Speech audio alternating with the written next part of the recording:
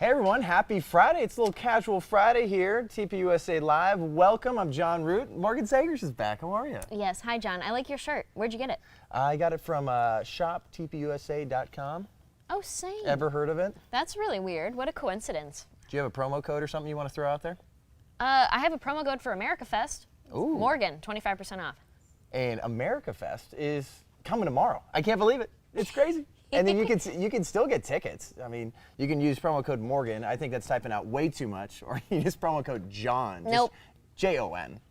Morgan. We're trying to make things easier for people. So Jon. Oh, or the people aren't lazy. Morgan. All right. For 90% of you, just save some time. The other ones that don't want to be lazy, use Morgan. But hey, we got a great show for you today. You know how we kick it off. Human Events Daily with Jack Posobiec.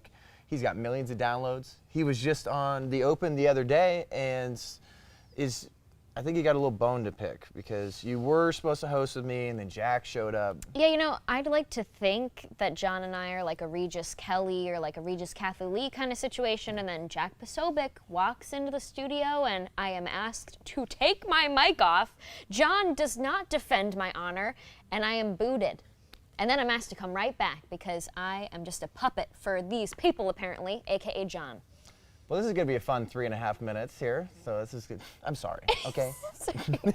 I feel like a little actress right now. I just put on a whole thing. Man, I actually kind of felt that. That hit me to the core, but I'm sorry. It's great to have you back. Thanks, Sean. And then we're going to sit on the couch with some incredible people. We got a rerun of one of my favorite shows. I know when we talk about faith, obviously I can go on and on and on. I think that's something that we've really put God to the side. You talk about that quite a bit on social media too. I do. Well, because I have a love of the 20th century, of the history of communism. And when you ask most survivors of communism, John, a lot of it, when they talk about surviving those terrible moments, they looked to their faith in something greater. They looked to their faith to get them through all the moments of suffering and to give them the skills and the mindset that they needed to get through it. And so we're going through a tough time right now in America, and I think we can learn a lot from what they have to say. And you're going to learn a lot from these amazing men that we have on the couch. Like you have Pastor Rob McCoy, senior pastor of Godspeed Calvary Chapel, former Ohio Congressman Bob McEwen. You got Pastor Jack Hibbs. He's the senior and founding pastor of Calvary Chapel in Chino Hills. And then Charlie Kirk, CEO and founder of Turning Point USA. A lot of people have really told churches to hold their ground. Stay open, do what you can, because people need the church. They need that community, because I think a lot of people found community in places that are really divisive and things that are very much of the world. Yeah, I mean, right now I think especially Christianity, especially the church that really makes up the foundation of America, it's under attack by the government with all these shutdowns, all this COVID regulation. It's under attack by our culture, which is super against Christianity. And now it's like physically under attack because you have things like the Christmas parade where that man mowed down innocent people celebrating Christmas. So it really breaks my heart. But listening to stuff like this, especially hearing it from Charlie, perfect timing for this episode. Yeah, you have leftist crazies that were trying to tell you, like, oh, you can worship your God, but don't do it too loud because you could really spread the virus everywhere. Give me a break. Remember when they were like, you can sing, but don't sing too loud, okay? We don't want to spread the particles. I hate these people, I gotta say it. I don't hate many, but that is bad. It's the worst, but it's a great conversation. Right after that, we got a weekly show on Friday. You know what it is, The Spillover with Alex Clark. She has an incredible guest today, and it is a wild story because Melissa Lively, she's the CEO of her own public relations company, and she dove into a lot of conspiracy stuff, a lot of QAnon, and then she had a viral moment at a Target. Yeah, and she had a viral Karen moment. She got institutionalized, but it's a great story of her finding her way back and how she struggled in her relationship with her husband. It's an insane story. Well, I think a lot of it too, I was talking to Alex about it, and she's really excited about this episode, and part of this lesson is like when we lock people inside, when we have all these government situations going on of control, you don't know what's real, you don't know what's made up, you can't trust anything, and it leads to people feeling alone and then getting in their heads and things that are bad happening. So I really love how Alex walks her through this interview. Yeah, it is a great interview. You can watch that, or you can get it on podcast form, Apple and Spotify. She really gave Spotify the business too, just like, hey, put my episode back up there. That was great. You'll get a little bit more Alex Clark in a new episode of POPlitics. Shares her Freak of the Week. Once again, America Fest is tomorrow. It's crazy. We have an incredible speaker, maybe two. They're going to be there tomorrow. If you don't have tickets already, promo code Morgan or promo code John. Ooh, now I'm all excited, John. Oh, it's going to be incredible. I cannot wait. Also, you got to make sure you tune in 2:30 p.m. Mountain Time, TPUSA Live plus Real America's Voice. We're doing a nice little collab. That'd be and fun. then we're going to kick off the show, too. I got Alex, Jack, and Isabel, 4 p.m. kick off the show. And don't worry, I didn't kick you out for Jack this time. That's what they all say. But it's going to be amazing. We got a great show for you. Coming up next, Human Events Daily with Jack Posobiec. Morgan and I, we'll see you later.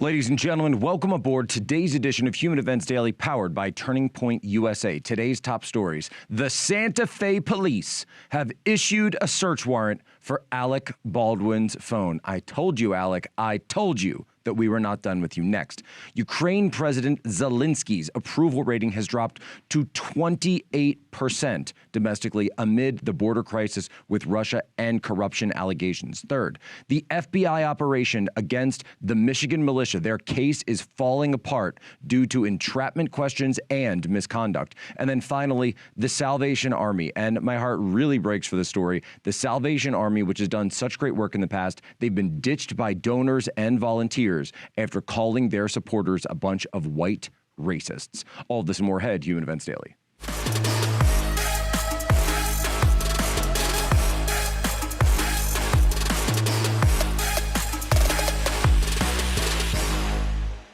Alec Baldwin, I told you we were not done with you. And last week, we did the segment right here on Human Events Daily, where I broke down all of the various legal arguments that were out there and all of the new theories that are coming forward regarding the question whether or not he fired that gun. Not only was it not an accident, but could it potentially, and this is, of course, our questioning, but could it potentially have been an intentional trigger pull in the moment of anger and when the guy just snapped? Because what's the one thing that we know about Alec Baldwin? When you push that guy, what does he do? He snaps. Well, apparently, the Santa Fe Police Department, the Sheriff's Department there, has some questions of their own. In the matter of the death investigation of Helena Hutchins, San Francisco Sheriff's Office case 2021-007949. In the matter to the issuance of a search warrant in regards to the search and seizure of a cellular phone believed to be an Apple iPhone due to conversations between Affiant, that's the sheriff, and Alec Baldwin being conducted through iMessages. The phone belongs to Alec Baldwin and is believed to be in his possession and has a mobile phone number, and they list the number. The full telephone number is known, however, is redacted for confidentiality and privacy. The carrier for the phone is Verizon Wireless. You are hereby commanded to search. This is Judge David Segura of Santa Fe, New Mexico, says that the sheriff's office is hereby commanded to search forthwith the person or place described in the affidavit between the hours of 6 a.m. and 10 p.m. unless I have specifically authorized a nighttime search for the person or property described in the affidavit. Serving this warrant together with a copy of the affidavit and making the search, and if the person or property be found there, to seize the person or property and hold for safekeeping until further order of the court. Ladies and gentlemen, we said it last week. We're saying this again. Alec Baldwin is under investigation for the shooting death of Helena Hutchins. And the only question before us, quite frankly, the only question before us is, was this involuntary manslaughter or was this murder? Hilaria Baldwin just last night, again, attacking reporters because they are, again, out in public acting like nothing's happening. Take a look. Warrant, the search warrant for your phone. What do you make of that, sir? You have anything to say about the search warrant, sir? Anything you want to say about the search warrant, sir? What happened, sir? And so remember, we talked about this again last week. They're throwing Baldwin under the bus. They're throwing him to the wolves. CNN is coming out after him because they had the gun expert on CNN talking about how that antique long Colt 45 with the way it has a pull on it, the way that has the hammer drop on it, you cannot fire that gun without depressing the trigger. You will not, right? The hammer brake is just not there. It's just not there, right? See, you either had to depress the trigger beforehand and then you're fanning it, right? Like if you've seen literally every Western movie, or you positively pulled the trigger after decocking the hammer. Alec Baldwin, shut up, dude. Like, seriously, I'm saying this now for your own legal defense at this point. Just stop talking. You're sending iMessages to the sheriff? Are you serious right now? This guy has a disorder. He absolutely has a personality disorder. And we know, by the way, that his wife Hilaria was on TikTok the other day. Yes, she was actually on TikTok the other day talking about how he has PTSD, and he had PTSD prior to this situation. Well, I'm sorry, but having PTSD does not deprive you of liability for a murder. And Alec Baldwin, you need to start being careful. You need to think about your family and think about your future. Ladies and gentlemen, I've said that before, and I'm going to have to say it again. It is time to get on the lifeboats. Head for the lifeboats now, and the lifeboat is Getter. GETTR.com. Go establish your presence today. Facebook has admitted that its fact checks are not fact checks. They are censorious interference with your freedom of speech. And until the federal government does anything about this to rein in the tech oligarchs, they will be there to crack down on you. That's the number one way that they have decided to try to stop this populist movement in its tracks. And and make no mistake, this is a global movement because we are dealing with a global regime at this point, a regime that has its nooks and crannies and fingers in so many different areas of the world, from India to Europe to the United States to Brazil. Of course, we see nodes of it in China, spreading out across the Korean Peninsula. We understand what's going on here. We are dealing with a regime. That is why you need to go now, go to Getter, establish your presence, because Getter is the path forward. This is where freedom and the flame of freedom can stay alive. Go to Getter.com, establish yourself today, post haste. But next up, talking about the regime. Where is the regime eyeing today? Where is the eye of Sauron? Well, it has fallen once again upon Ukraine. Understand what's going on here.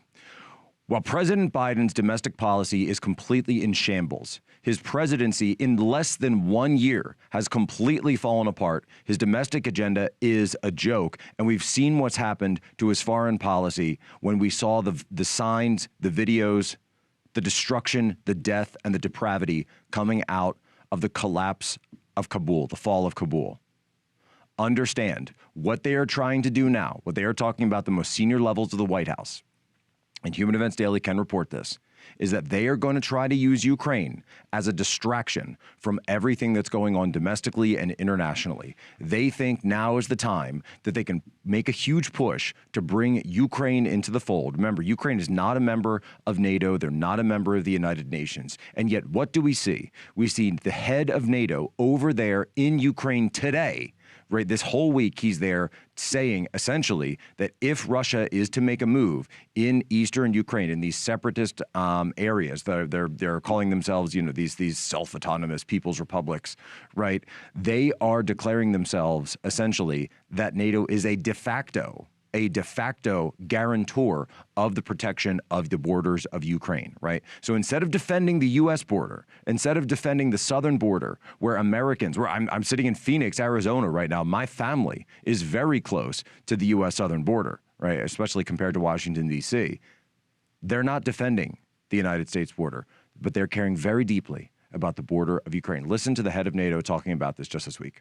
NATO's relationship with Ukraine is going to be decided by the 30 NATO allies and Ukraine, no one else.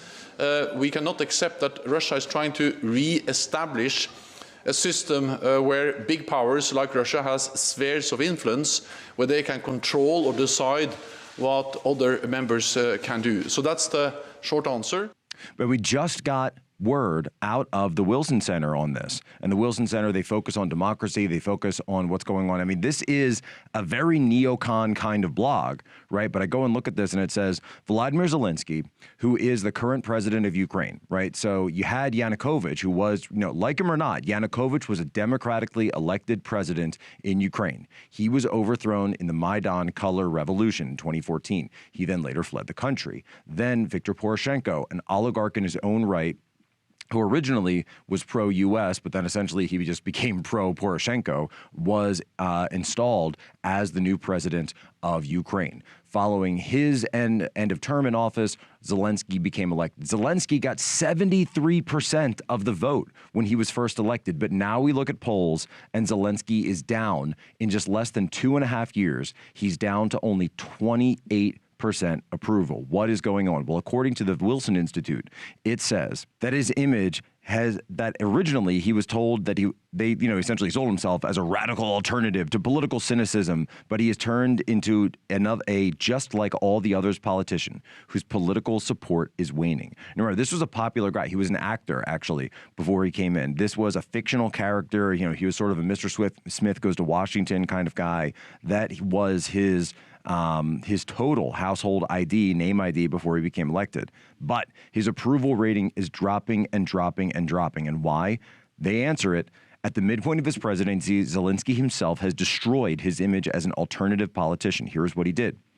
First, they started promoting the idea that he was just like any other business person in Ukraine. This statement was repeated again and again. Then the Pandora Papers come out and they can see that he himself is involved in corruption, financial dealings, just like all of the other oligarchs, right? They've got money in offshore companies, British Virgin Islands, Cyprus, of course, and also Belize. Zelensky's family is getting money from offshore, et cetera, et cetera, et cetera. And at the end of the day, he seems to have been just another guy who's tied up in all of this corruption. We've seen the corruption in terms of Burisma. We've gone through the corruption of Mykola Zlochevsky.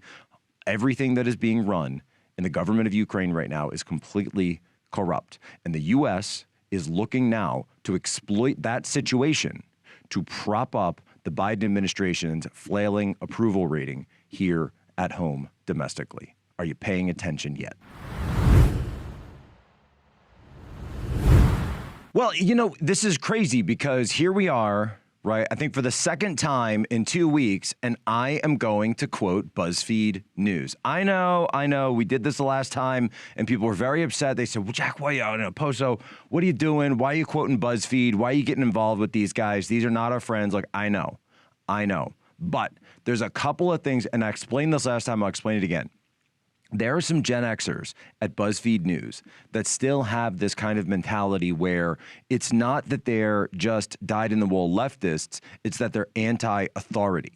And they view the government, they view the establishment as part of that authority. And so they view their brand of, and this is a very Gen X version of leftism. This is not millennial left. Like, millennial leftism is social justice leftism. Okay, you get that? But you still have a lot of Gen X leftists and liberals, right? Essentially, that's more your liberal types who say, no, we're just anti-authority. It's the millennials that are more militant. That is your social justice militants. And, I think when we go back at some point and when historians look at this era, we're not going to call it the woke era. We're going to call it the social justice era. That's the era that we're living through. So even though we live in this time of social justice, and of course there's tons of social justice warriors now throughout places like BuzzFeed, and in the next segment, we're going to talk about how they're ruining the Salvation Army. Now we've got a report from these Gen X liberals at BuzzFeed News. And look at this headline. The FBI said it busted a plot to kidnap Michigan's governor.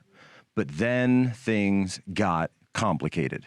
The case seemed like a lock until an informant and one FBI agent were charged with crimes, and another was accused of perjury, and a third was found promoting a private security firm. And that wasn't all. So I want you guys to go back, because remember, we were in the heat of things. October 2020 was when this investigation, when this huge raid, all of these arrests, this dropped. This was major, major news. And if you weren't following, right, if you weren't necessarily someone who only follows conservative media, if you were just in sort of the normie sphere, or if you were following left-wing media, this was the major driver. In fact, this was the story that they were talking about in October 2020 so that they didn't have to talk about the Hunter Biden story. So go back to that time and listen to this interview that was conducted with the Michigan Attorney General on CNN. Well, it was an extensive plot. There's no question about that. And I think what's important for people to know is that it's not just the organizations that were alleged to have committed these offenses in the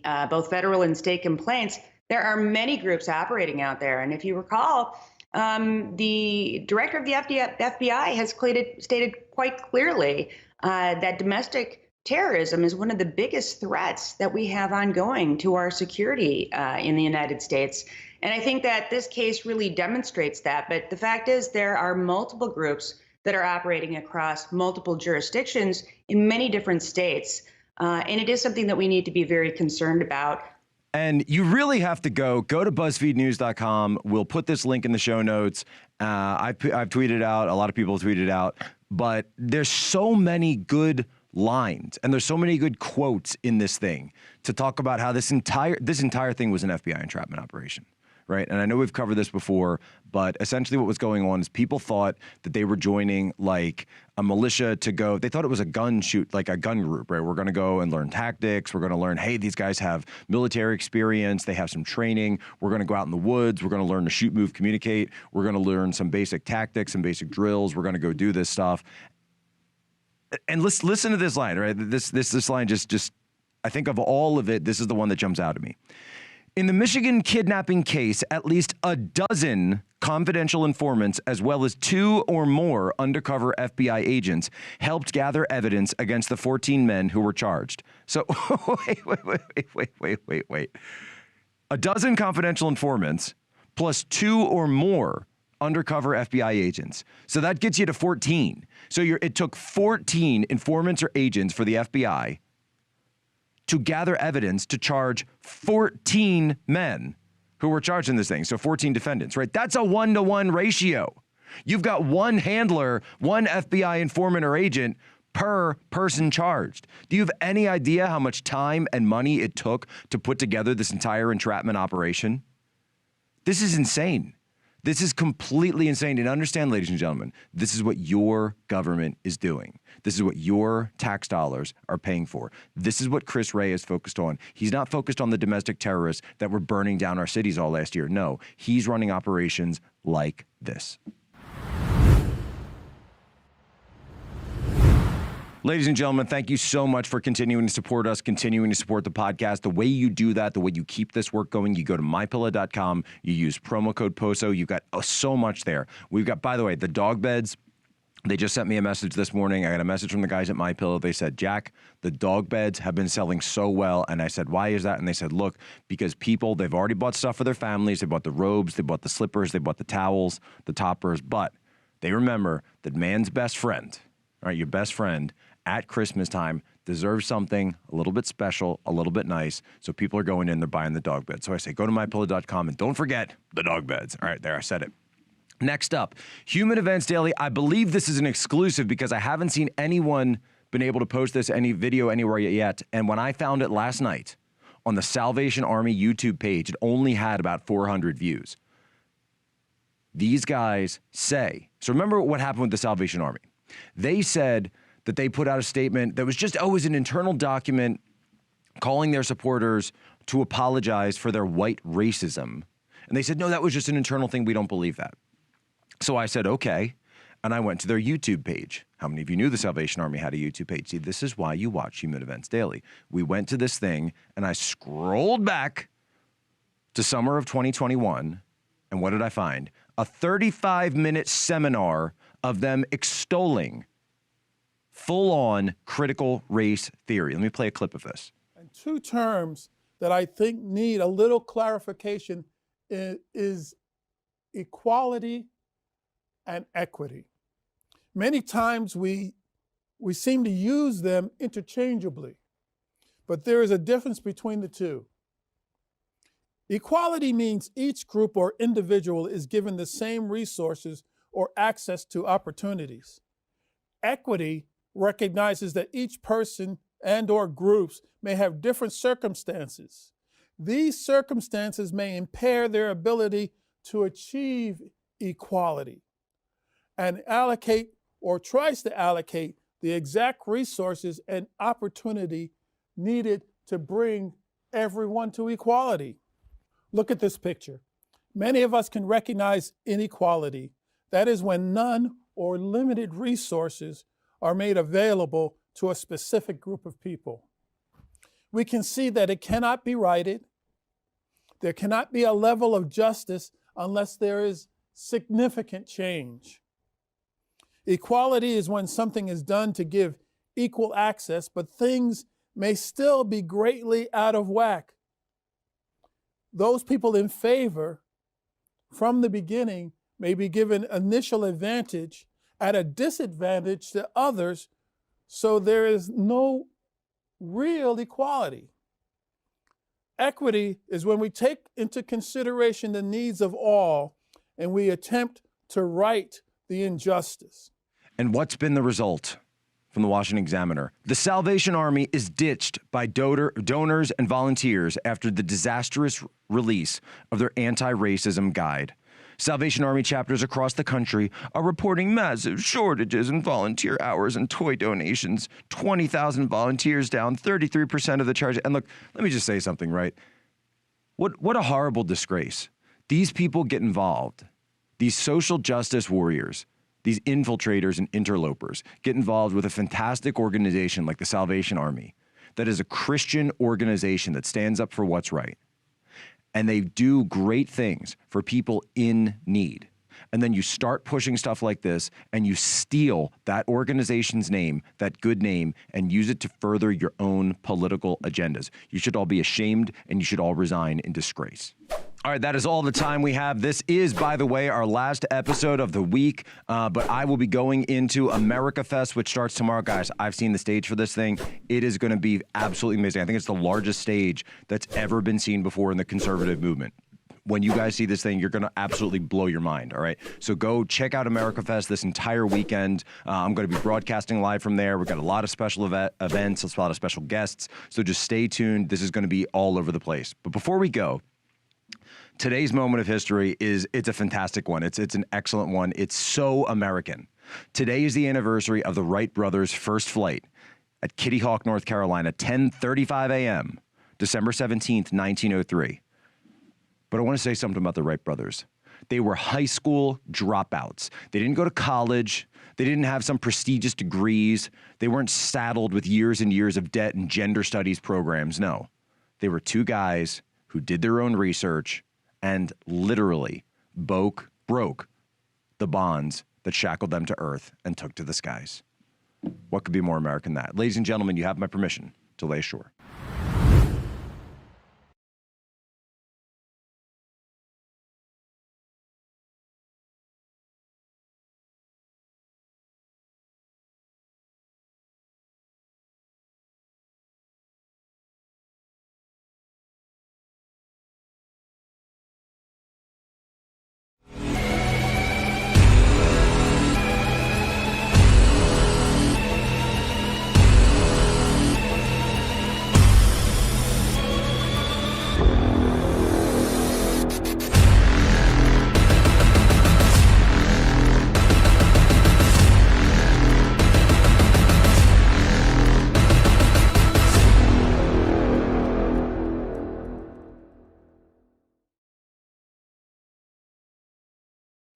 All right, that is all the time we have here for Human Events Daily here at the desk. Now I'm going to toss it over to the illustrious, the wonderful, the always entertaining, the ever affable Johnny Root over on the couch as Turning Point Live continues. Take it away, John.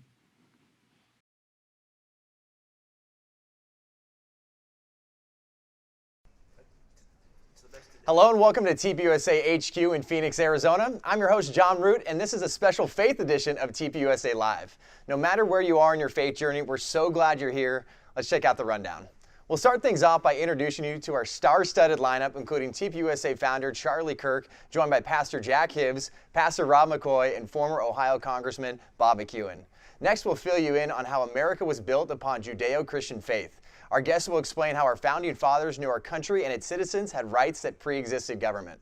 Then we'll continue to the discussion with our pastors and guests, breaking down why it's so important to have a solid biblical foundation as both individuals and a country. You don't want to miss our chat about how America set the standard for religious liberty and why this is something every American should care about, whether you're religious or not. We'll wrap things up with how people should look at the church for answers and community instead of the government, followed by one last thing. Hope you're ready for an uplifting and important conversation. TPUSA Live from HQ starts now.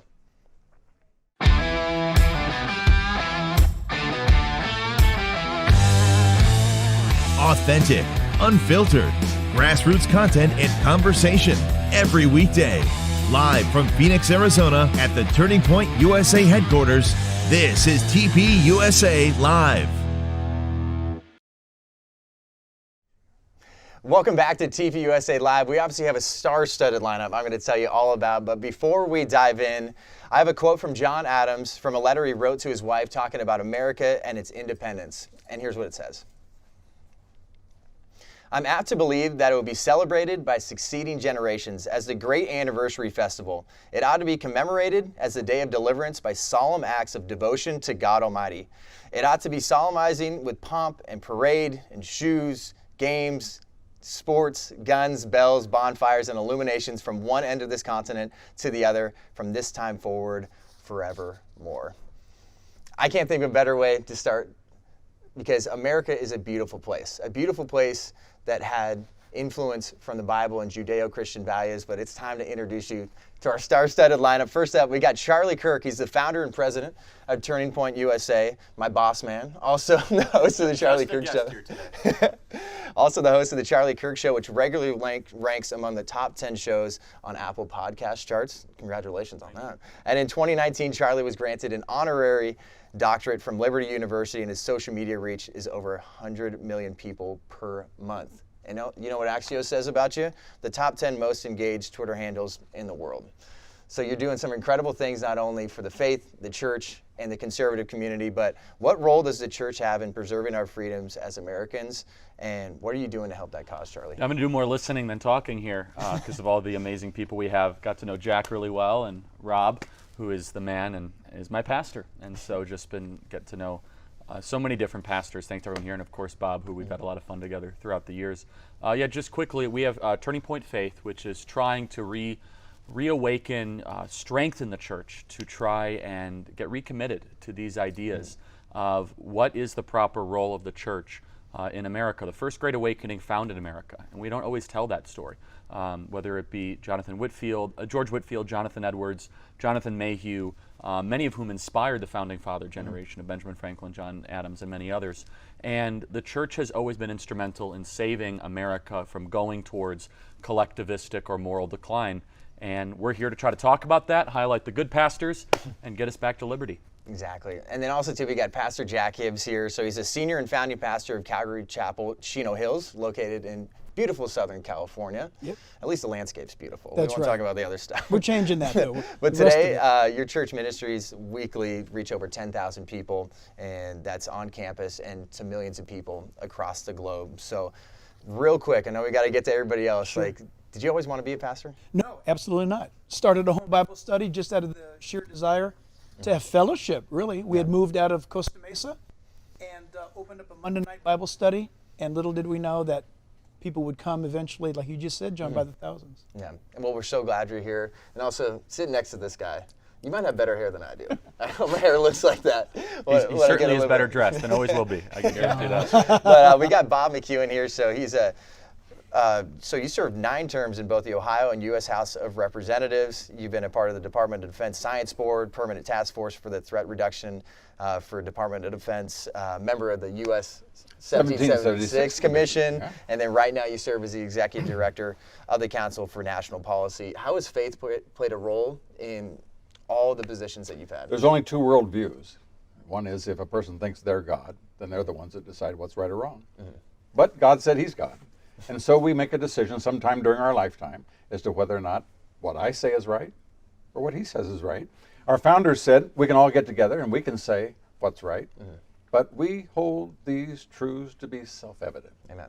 That all men are created equal and are endowed not because they have the most votes, are endowed by their Creator for certain inalienable rights. So the difference is either every day you go through life, my marriage is going to be what I say it is or what God says it is. Our country is going to be what I say it is or what God says it is. And these folks got together, and with only 4% of the population of the world, has been the standard for the entire planet. Well, we're so glad you're here. And last but not least, we got Pastor Rob McCoy. You serve as the senior pastor for Godspeed Calvary Chapel in Thousand Oaks in Southern California as well, beautiful Southern California.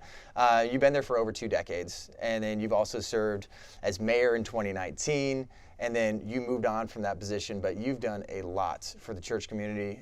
We have about 50 seconds left, but real quick, what inspired you to become a pastor and really instill faith in our country? That's something we really, really need. Well, I grew up without it. My parents were political. They loved the country. And then when I studied history in college and then became a pastor, came to faith, I realized that you can't have a republic without a moral people. And my heart's desire was to be in the ministry. I was called to that, but I also am called to make sure that this nation conceived in liberty will not perish from the face of the earth. That's beautiful. We love it. Well, we're so glad every single one of you here. It's going to be a great conversation about faith, and we're going to talk about how faith and a biblical foundation, specifically Judeo-Christian values, influence the founding of this country. We'll see you in a few.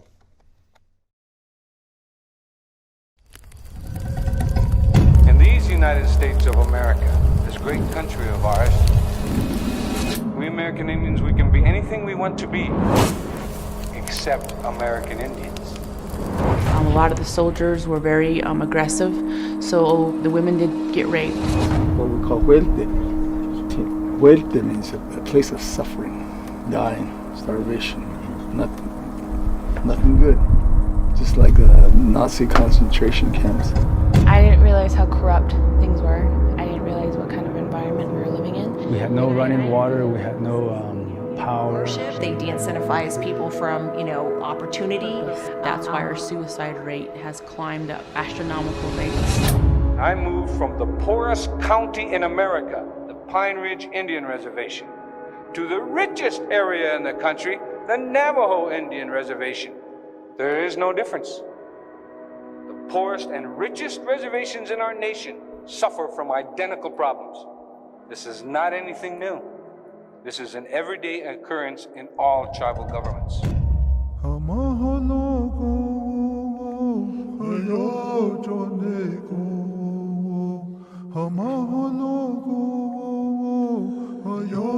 So my life and my tale and my truth has been to fight socialism, and I'm hoping that I can wake up as many Navajos as I can to tell them that you can do this, even if I have to fight you to save you. And I think that's what I'm also projecting to my people. Even though they are so harsh on social media and they completely hammer at me, I tell them, I'll be here even if I have to fight you to save you.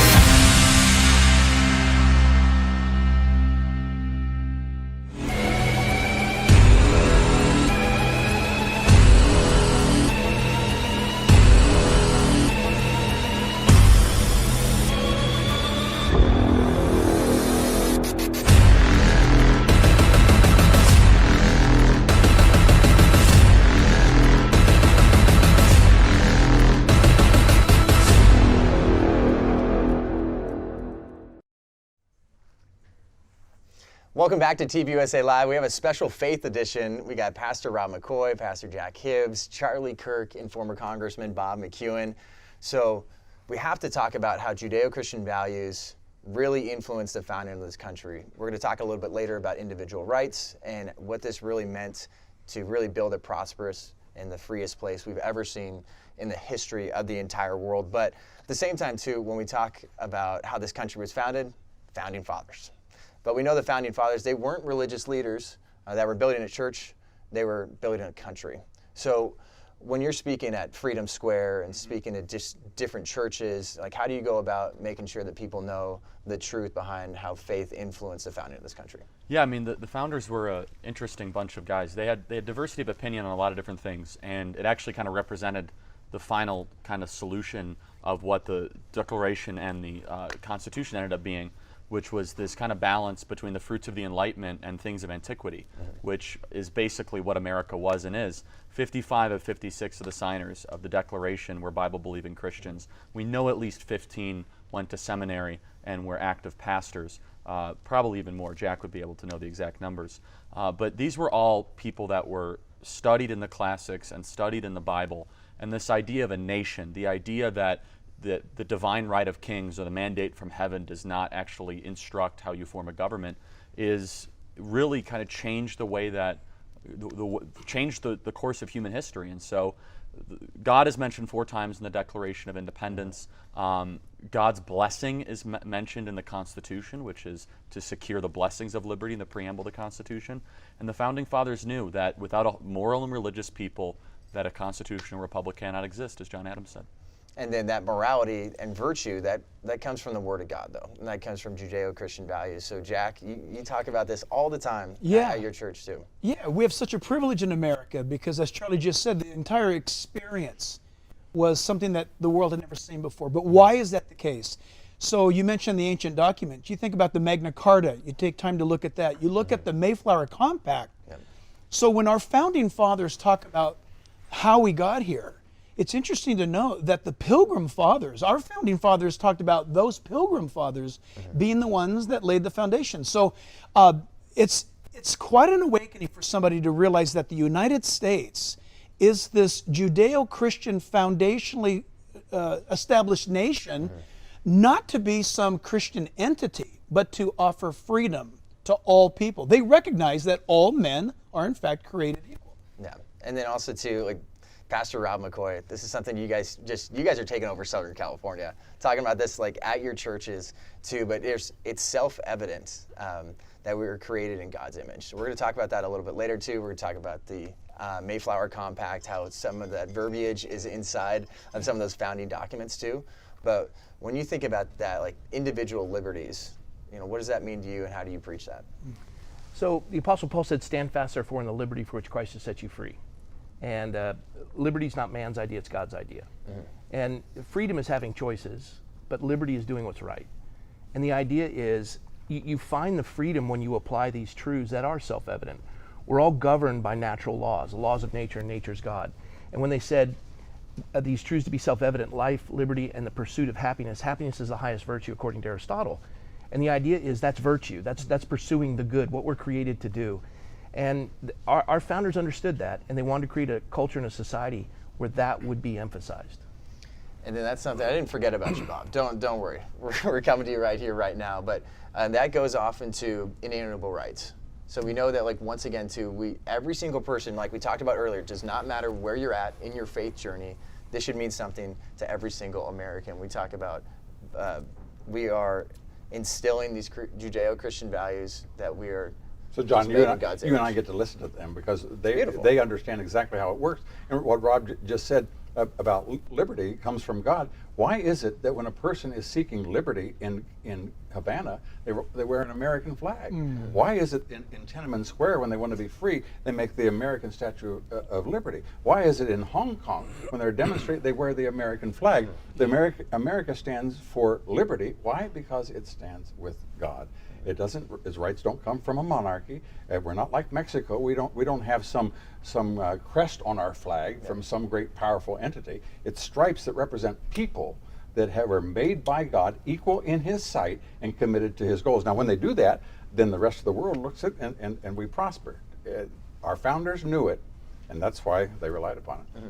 And I know we're going to speak on it a little bit later, but like how much you have done to make sure those religious liberties and those religious freedoms are protected.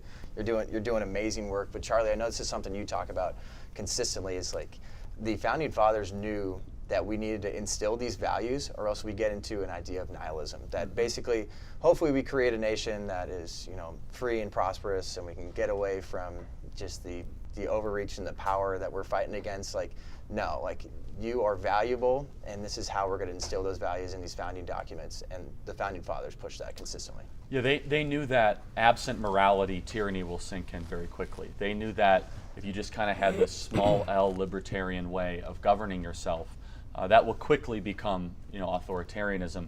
You see this reflected in a lot of the state-based laws that were implemented leading up to the American founding, such as the laws against licentiousness, which can be applied in a lot of different ways, but also it's just the laws of overbearing extremes against public drunkenness, laws against defacing God, laws that try to point you to create good habits, and habits create customs, and customs hopefully point you to God.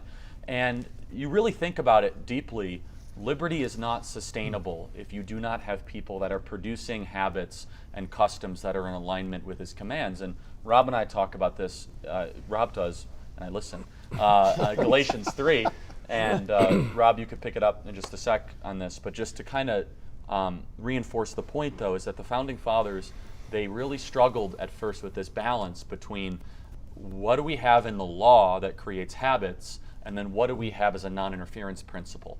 And they came to this conclusion that it only kind of works to have non-interference of the government if people are holy and religious. That's the only way it can work.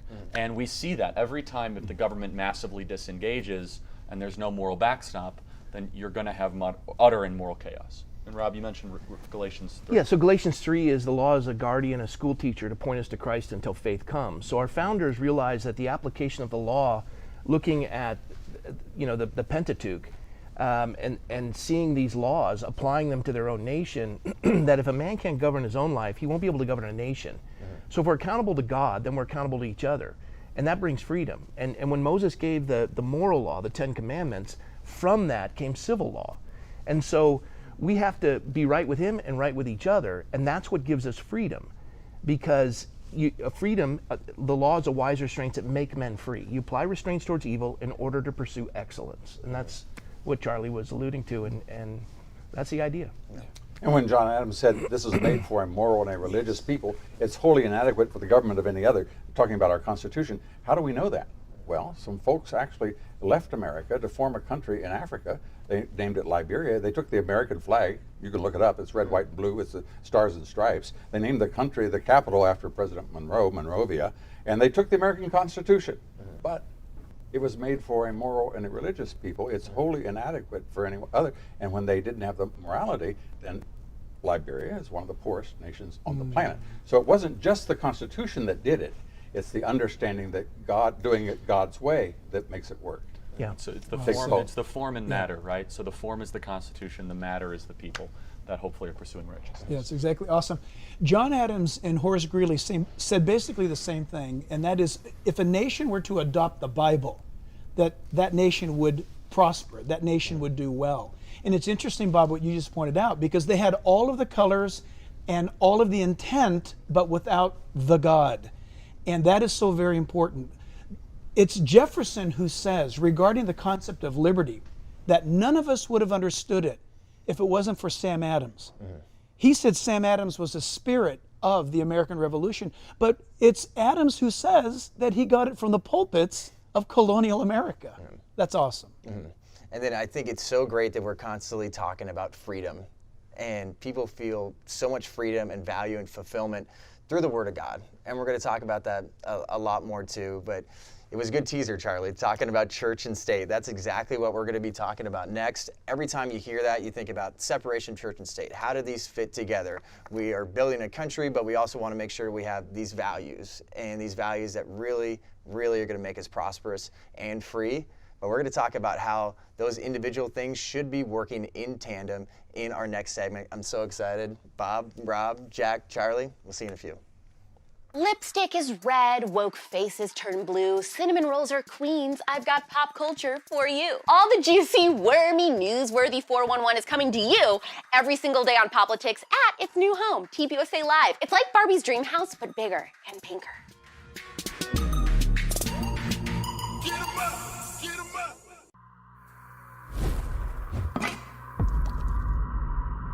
This is your brain. This is your brain on socialism.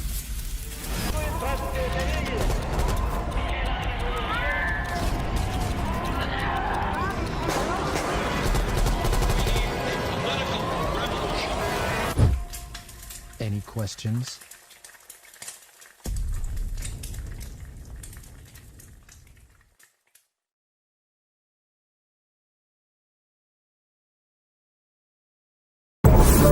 What if I told you that this has all happened before? The riots, violence, church burning, attacks on police, destruction of private property.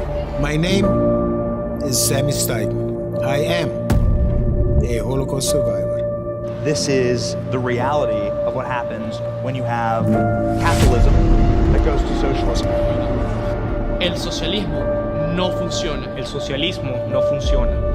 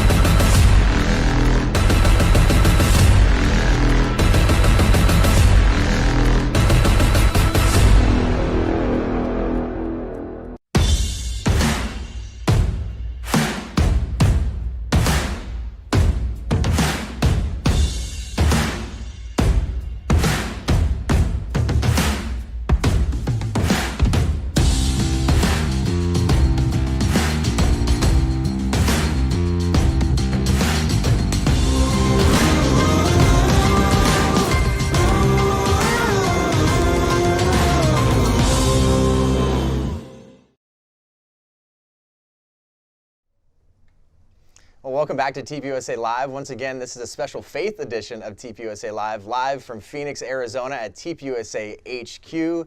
Gentlemen, we are back, and it is time to talk about church and state. Every time people hear church and state, they think separation of church and state. But I think before we really get into that specifically, we got to keep going from our last conversation. The Bible is the blueprint. So they weren't building a church, we were building a nation. So when we think about that, the Bible provides guidance for virtue, morality, and we're going to talk about even sense of like economics and things like that. So Charlie, you're speaking on this quite a bit too. We'll start with you again. Yeah, well, the founders did a lot of thinking about this, and there wasn't consensus at first over what the proper form of government was nationally. The Articles of Confederation were their first attempt at that. I actually don't think the Articles of Confederation was as much of a continuation of the Declaration as the Constitution is.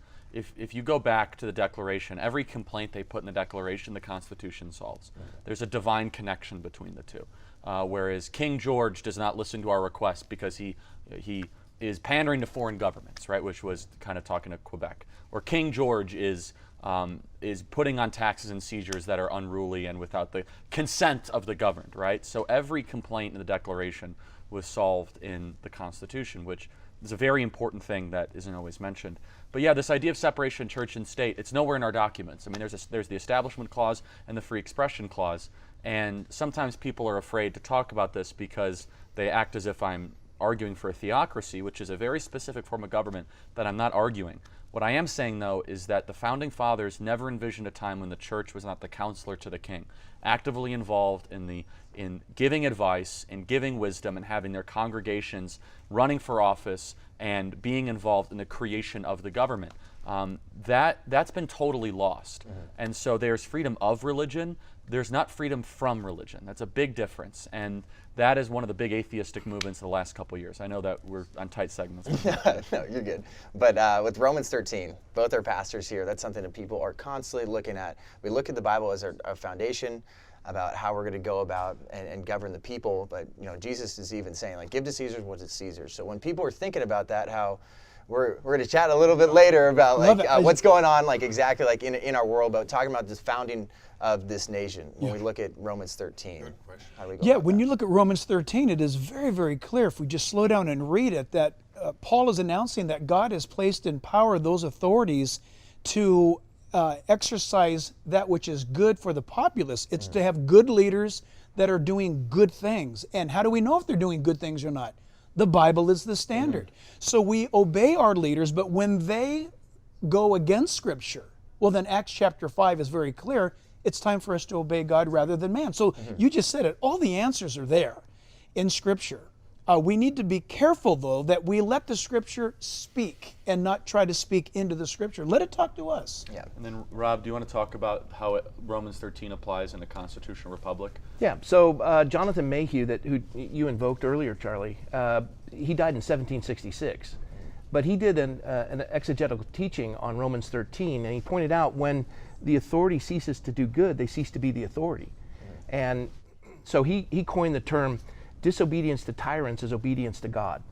Now, then a constitutional republic comes along, and if people want to hit us up for not obeying the authority, the first 3 words of the preamble of the Constitution define who the authority is in America, we the people. And those who govern by our consent, constrained by the 7 articles of the U.S. Constitution. When they fail to honor their oath of office, it says in our Declaration of Independence, it's our right and our duty to push back. And so we now have a constitutional republic, they're violating it, and that's how it operates. So we are completely within our rights. When the governor of California says the church is not essential and a violation of the First Amendment, we're pushing back. And then talking about just like the founding of our country too, Frenchman Alexis de Tocqueville, talking about visiting America over half a century after the American Revolution and saw the success of the democracy here. So we're talking about just how we use Judeo-Christian values. The Bible is the foundation. He wrote in The Democracy in America. Here's exactly what he wrote. Not until I went to the churches of America and heard her pulpits aflame with righteousness did I understand the secret of her genius and power. America is great because she is good, and if America ever ceases to be good, she will cease to be great. And obviously that's something we feel right here, right now. It's like we talk about the founding fathers and how they use the influence of the word, knowing that is what we need to look to. Because if we start looking to man, we're sinful in our nature. And we know that, like, once again, it's not building a church here, but we know that we need to go back to something. Because if we fail as man, we need to go back to exactly what those are. John, Rob said it perfectly, and that is, do we take orders from the government? Or do the politicians work for us? And when you say, no, this governor said such and such, the CDC said you can only do such and such. Who is the CDC? We own the government. We are the people. They work for us. And the idea that they can have this tyranny is something that's absolutely anti-American, number one. Number two, when Charlie was mentioned about, it's fundamental for us to understand the separation of church and state. You'll hear lawyers, you'll hear politicians, you'll hear preachers talk about the separation of church and state in our Constitution. It does not appear any place at all. Pardon me, not in the Declaration, not in the Constitution. Article 1 of the Constitution says freedom of speech and press and assembly. We know that. The Second Amendment says the right to bear arms. The Third Amendment says that you cannot be forced to quarter troops. The government cannot enter your house. As they had done throughout all recorded history, they'd knock on the door, and in whose name do you I come in the name of the king? And they could come in, they could literally sleep with your wife, they could take over and occupy your home. And in America, we said, absolutely not. They didn't say you can never go outside your house. It said the government cannot enter your home. And the separation they're talking about is not that believers can't be involved in government. It says government shall not come in and tell who our pastor is going to be, who our superintendent is going to be. Government cannot enter the church. If there's any separation going on, that's where it is. And then too, I know that's something you guys preach on consistently, is we need to look to the church consistently when we're looking for just all these social groups, everything. We're going to talk about that later, but coming up next, we're going to talk about religious liberty and why this is something that every American should care about.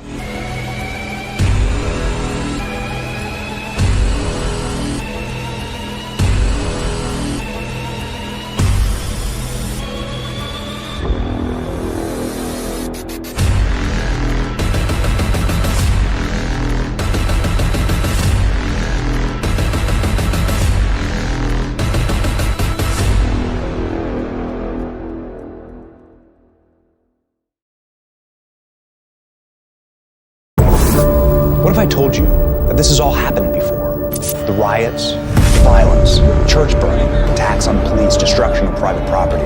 My name is Sammy Steigman. I am a Holocaust survivor. This is the reality of what happens when you have capitalism that goes to socialism. El socialismo no funciona. El socialismo no funciona. Do you miss the good old days when sports were just about the game? If you want to go back to sports being unifying again, tune in every week where we'll expose and discuss how the left is ruining sports. My name is Jon Root, and this is Breakaway.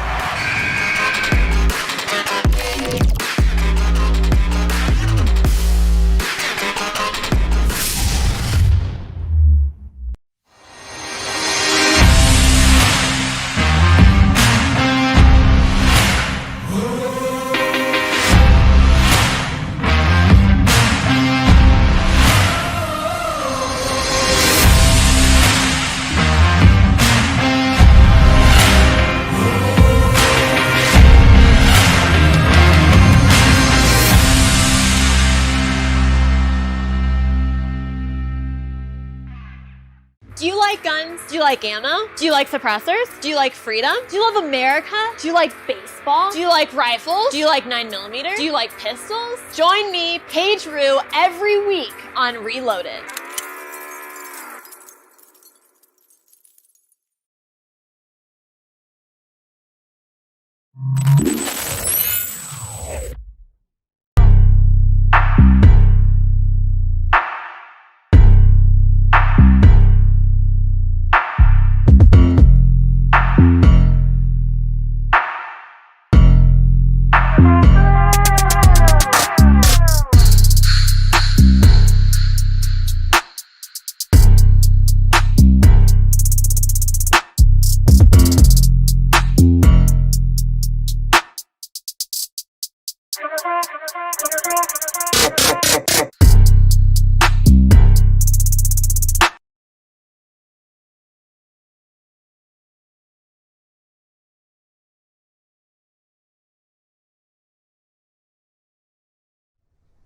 Welcome back to TPUSA Live in beautiful Phoenix, Arizona. We're in TPUSA HQ at our studios here. We got Pastor Rob McCoy, Pastor Jack Hibbs, Charlie Kirk, and Congressman Bob McEwen.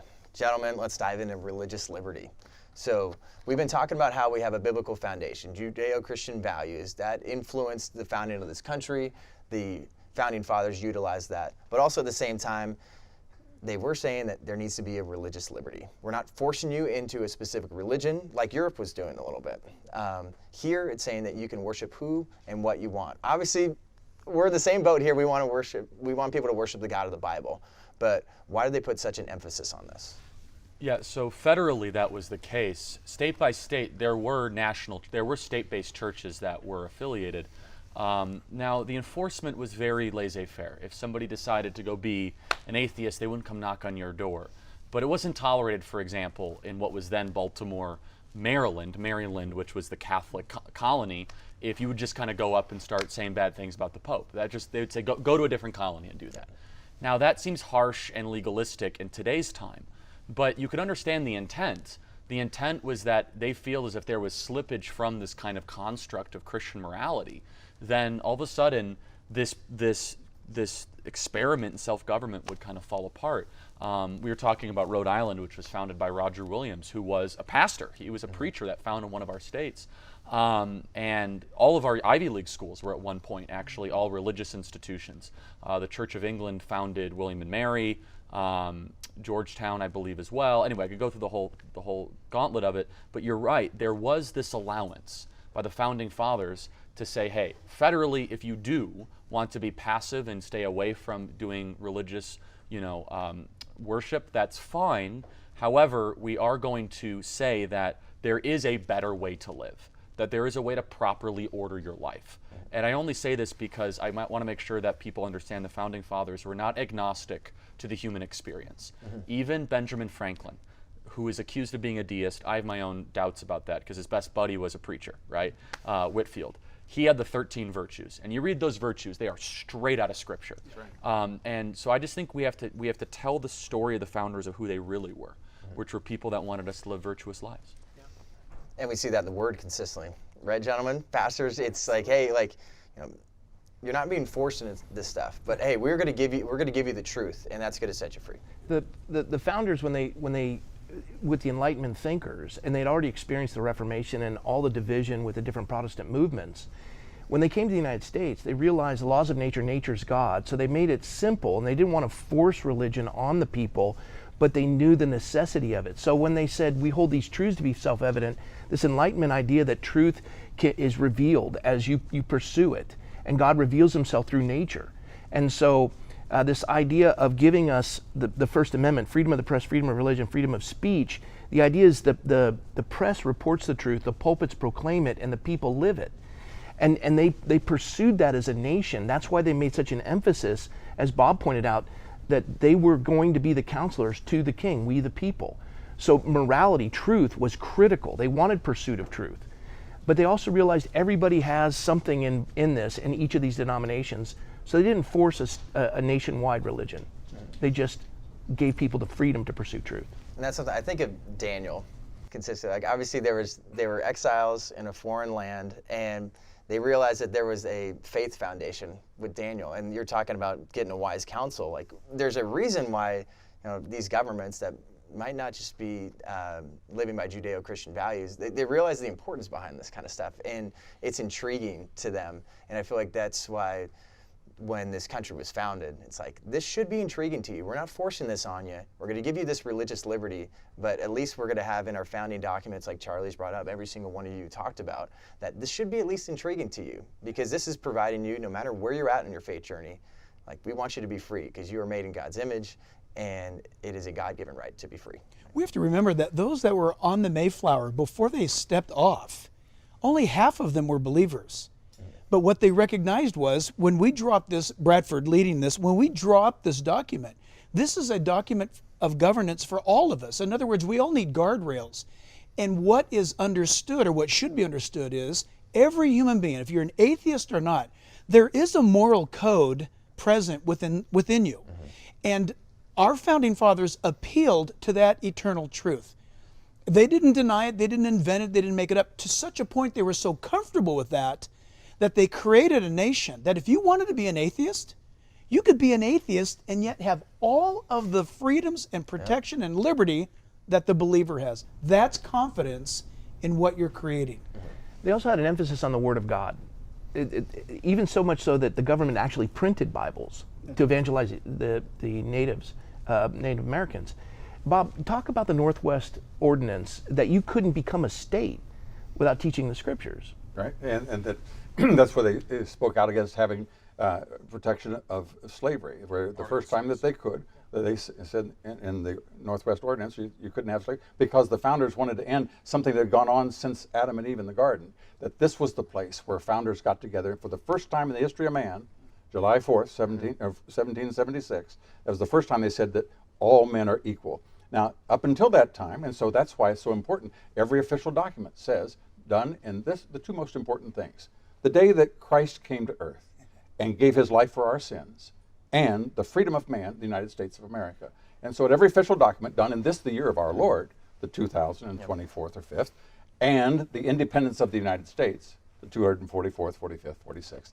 And so those are the two places from which everything stops. If you're going to build a house, the first thing a person does is he goes out and drives a stake. And everything is then based upon that. If you move that stake, everything else falls apart. And so they said that the standard can't be what you think and I think, or is right and wrong what we voted this time, or this generation, or the previous. No, they said there has to be a standard. And they chose the standard, and from that standard, this nation has prospered as no nation has ever prospered. It's a cornerstone. It's something you preach on quite a bit. That's what we all believe too. Like there is that cornerstone, there is that foundation, and we know we're not forcing anyone into this once again at all. But speaking to like, why should every American care about this? Because there might be some people watching right now, and I don't consider myself a Christian. I don't consider myself Catholic. I don't consider myself religious at all. Like, why does this mean something to every single American, Charlie? Yeah, well, I hope they change that. And I hope so too. We can do that. But yeah, no, I mean, look, without religious liberty, there really is no other liberty. I mean, you're just fooling yourself. As Rob says, liberty's not man's idea, it's God's idea. They will silence the church, and once the church is silenced, which is the proclaimer of objective truth and objective reality and morality, then everything else will fall apart alongside of it. Yeah, exactly right. The standard is set in Scripture, where it says these ancient markers have been established and given to us by God. And you so rightly mentioned moving that stake. We as a culture have moved that, or we're moving the goalpost, so to speak. For our culture to get back to what's good, and for people to love, care, treat one another with respect, we've got to go back. Even if we don't believe it, we need to recognize what John Jay mentioned, the first Supreme Court Justice of the United States, that it's the Scriptures that give us the governing rails of a free culture, of a free society. We've got to get back so all can enjoy freedom. And that's something they must have felt, right, Rob, when it's like, hey, we're starting a new nation, and we want to make sure, we know that, like, men are corrupt. We know that for sure. Like, so if we're building a new government, we're building a new nation, how can we really trust these people? I think that is just instilled in these founding documents, even the First Amendment, talking about Congress shall not make, will make no law respecting an establishment of religion. So you hear things like that, and it's like, great, I have the idea to choose for myself, and that's what we continue to preach on here.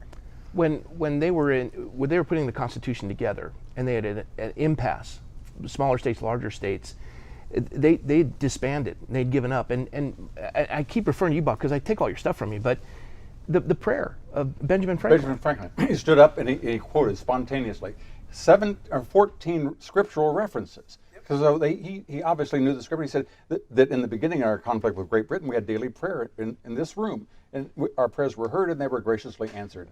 And have we now forgotten this powerful friend? Or do we determine we no longer need him? Therefore, since that day until this, Congress has never met without first calling upon God in prayer. And your question is the most important question of all. Why does it matter? Because rights only come from two sources. The group, the tribe, what I say because I'm Hispanic or because I'm whatever, a male, quick while we finish or because what God said. Those are the only two options. America was founded upon God. The rest of the world founded upon groups. And we're going to talk about next why this is a nation for all and how this bleeds into this next segment. We'll see you in a few.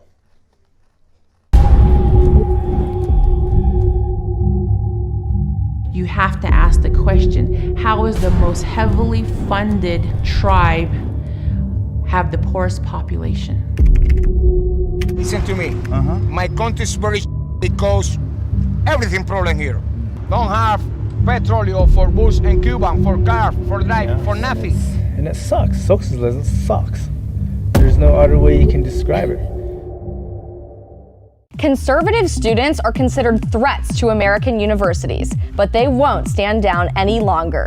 Join me, Isabel Brown, every week as I meet the bold student warriors who are fearlessly fighting to stop their leftist professors and peers from destroying their campuses. This is On the Front Lines with Turning Point USA.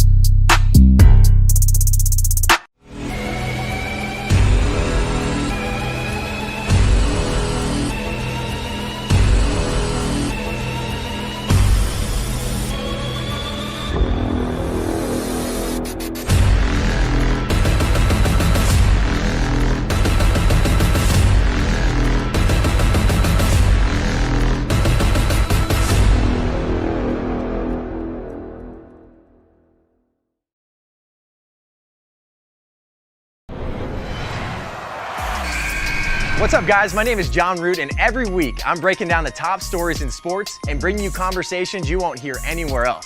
It's gonna be a great time here on Breakable.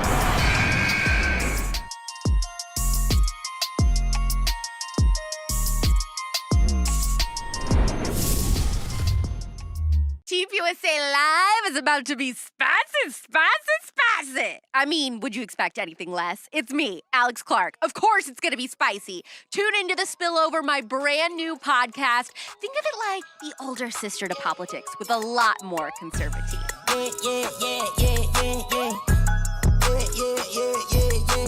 Big dog status, I'm a big dog vet. I pull up on the block in a big Corvette.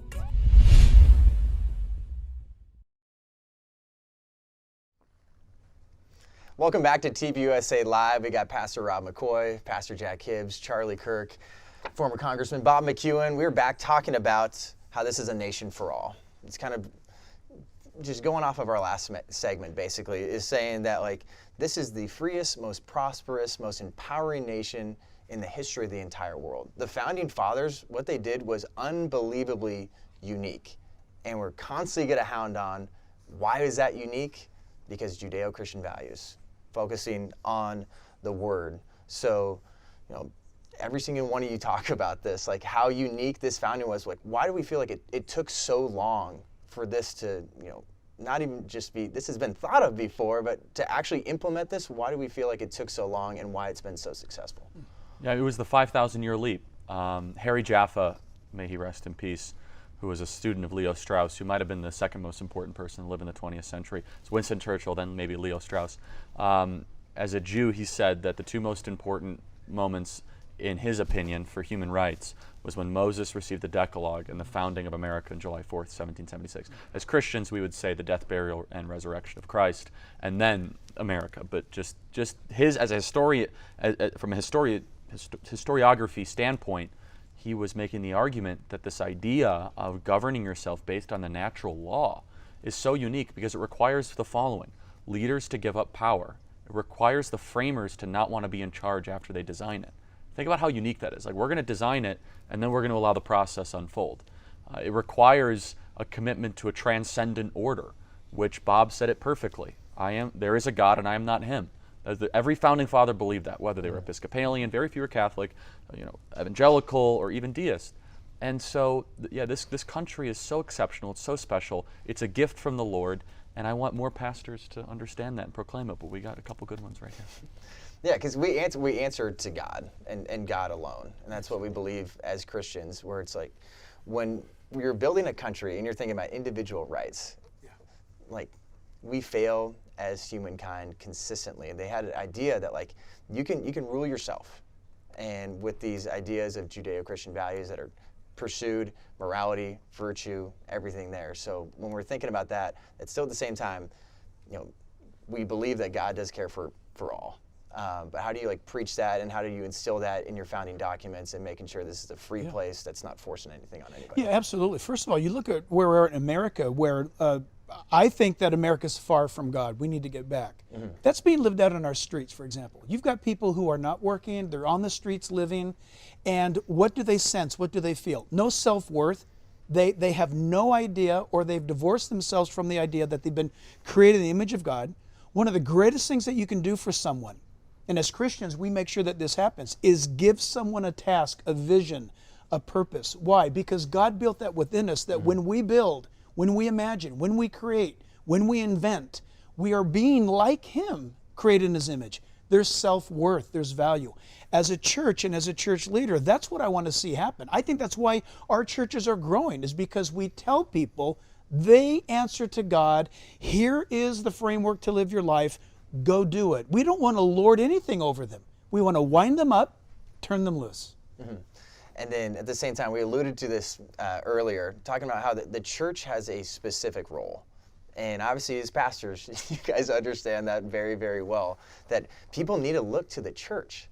And there's often times where a lot of people just want the government to do things for them. And it seems like in our founding that they understood the power with the church, and a church that stuck to a solid theology and stuck to the word, that is a place you should go to for these answers and for help. So freedom, if it's not in check, will bring bondage. So you have to apply restraint. And yet God wants, with the Imago Dei, he wants us to experience life and life more abundant. And when you give man liberty, which is guarded and guided by the law, that produces freedom, having choices. And that's why America, was it Bob, you said we've done more patents, more Nobel Peace Prize winners, Books, symphonies, the airplane, the light bulb, the telegraph, the telephone, the global positioning system, the internet, all the things that make the world work come from 4% of the population of the world. And the question has to be why. There's something here, and we were all treated as Americans, we're equal. We can't become Japanese or Chinese, but anybody can become American. They say at the Olympics, when they say the American is going to swim, or the Americans, you have no idea what that person is going to look like. You know what the Ethiopian is going to look like. You know what the Finn's going to look like. But in America, because we're everybody, and we are all equal. Now, there's only one place where people are equal. Only one. That's at the foot of the cross. Mm-hmm. Amen. The cross, we're all equal in God's eyes. The further we get from the cross, the more we break into tribalism. Mm-hmm. And under communism, they wanted to say it was the oppressor was the person who owned capital and didn't. And that never worked, because in America, everybody's getting richer and richer and richer. Now they've gone in, well, let's break them into skin color. And so the critical race theory, we're going to break into race, because it's the only way. The further we get from the cross, the more we get into groups. And people believe that their rights come from the group. In America, the rights don't come from the group. Rights don't come from the majority. We can vote 95-5 in America to kill Jews. You can't do it. Why? Because our rights don't come from the majority. In Rwanda, 80% were Hutu, 20% could kill the Tutsis, because they're only 20%, because the rights come from in America, they don't come from the majority. They come from God. And when you abandon God, you lose respect for life, and any politician that will take innocent life will not hesitate to take your liberty. That's right. That's the strength of America. And I Mic think, drop, bam. Exactly. I mean, that's why I love these conversations like this. Like, people need to know the truth, and the truth of our founding, and how, Jesus will set you free. Obviously, we want people to feel that. You still have religious liberty. You still have a nation that is entirely for all. But going off of what you just said, I think it reminds me of Matthew 7:12. So whatever you wish that others would do to you, do also to them. This is the law and the prophets.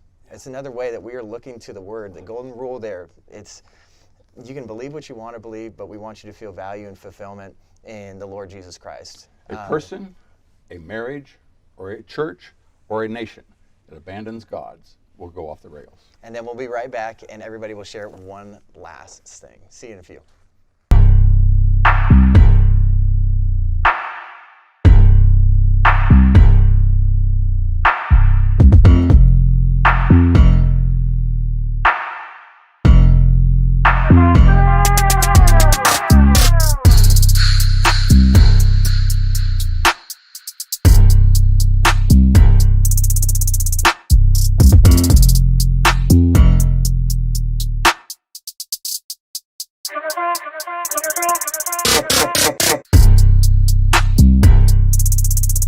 Do you like guns? Do you like ammo? Do you like suppressors? Do you like freedom? Do you love America? Do you like baseball? Do you like rifles? Do you like 9mm? Do you like pistols? Join me, Paige Rue, every week on Reloaded.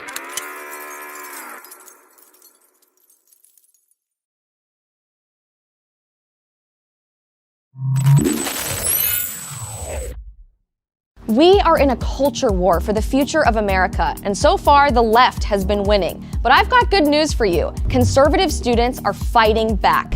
Join me, Isabel Brown, every week as we meet the compelling student activists changing the future of our country. Thanks to Turning Point USA, we are on the front lines.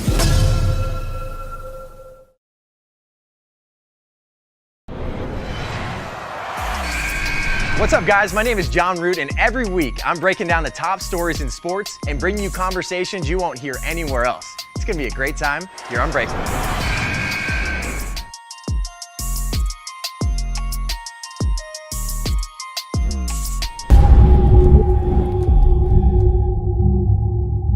You have to ask the question, how is the most heavily funded tribe have the poorest population? Listen to me. My country's very because everything problem here. Don't have petroleum for bus and Cuban, for car, for drive, for nothing. And it sucks. Socialism sucks. There's no other way you can describe it.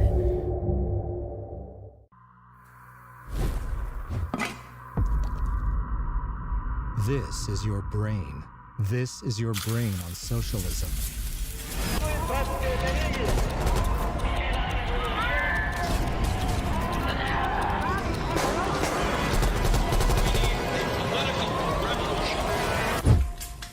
Any questions? Lipstick is red, woke faces turn blue, cinnamon rolls are queens, I've got pop culture for you. All the juicy, wormy, newsworthy 411 is coming to you every single day on POPlitics at its new home, TPUSA Live. It's like Barbie's dream house, but bigger and pinker.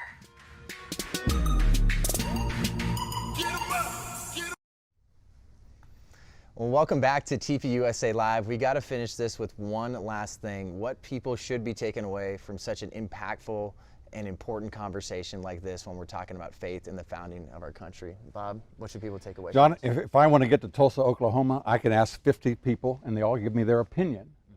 That won't show me how to get there. I need a map that shows me how to do it. Our founders knew what it was. When we followed it, we succeeded. When we stop and say, what do you think about this? We end up in a ditch. That's why this is the most important decision a person or a nation can make.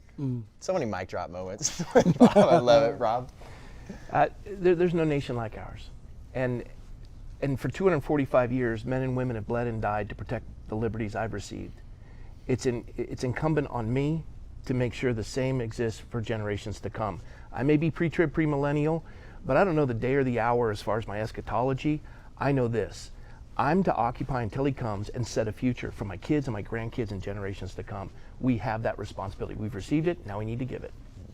Yeah, amen. I've lived my life, and now that I look at my children and now my grandchildren, I get back in the battle. I want to leave them a culture, for however long that might be, that is honoring and that is fruitful and beneficial, and it means something. And so that's why I love what's going on right here.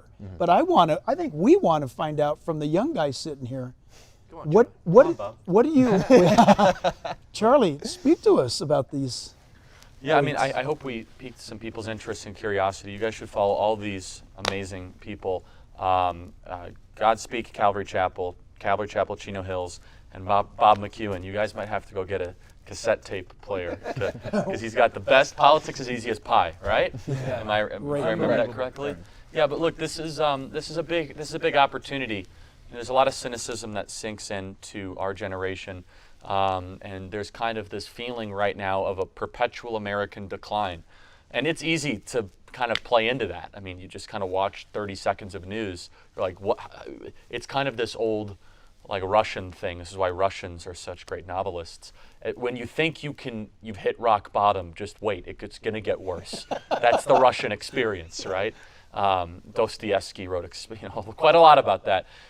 I can assure you that we need to reject that kind of inevitable decline mindset, and we have to get back and ask ourselves the question, when has America turned to the correct direction, Turning Point USA, and it's always been with a return to righteousness. And the one most recently that we don't talk about is probably the most popular, famous pastor on the planet. No, not Joel Osteen and not some of these other guys, Billy Graham. Billy Graham spoke openly in the 1950s about how communism was Satan's religion, about how liberty was not man's idea, it was God's idea. And he himself was one of the participants. I put him in the top 3 most important people that helped collapse the Soviet Union. But Maggie Thatcher, Ronald Reagan, John Paul II, and then Billy Graham. Those four, so I guess that's 4. Those people, both religious and secular governmental leaders, combined together to fight for liberty. And we beat the Soviet Union because it was a theological debate. They believed that they were God. We believed we were not. That's what we're now fighting domestically. And it's either we're going to fight for liberty or not. And the best days are ahead if we will. And that's why I'm so glad we have a conversation like this. And we really appreciate every single one of you joining us. And hopefully you as a viewer took something out of this, really knowing about the foundation of America. If you want to read some more about what we're talking about at Turning Point USA, go to tpusa.com/live feed. Another great hour of TPUSA Live coming up next.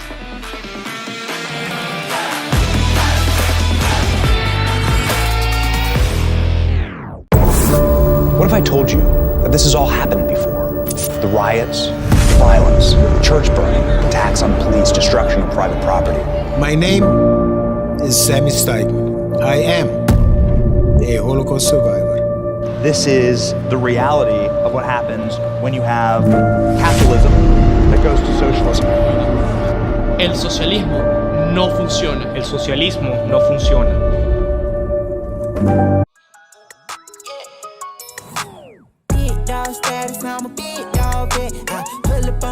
In March of 2021, a year after the pandemic first started, I decided to do a little weekend trip to New York City with my friend and guest on episode 6 of The Spillover, Isabel Brown.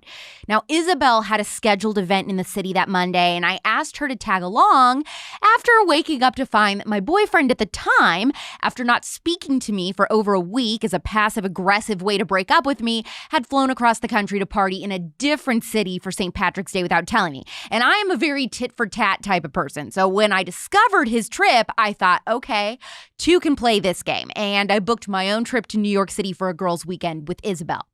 The first thing that we noticed was how eerily empty the city was. I mean, it was like a total ghost town. No cars in the street or people on the sidewalks.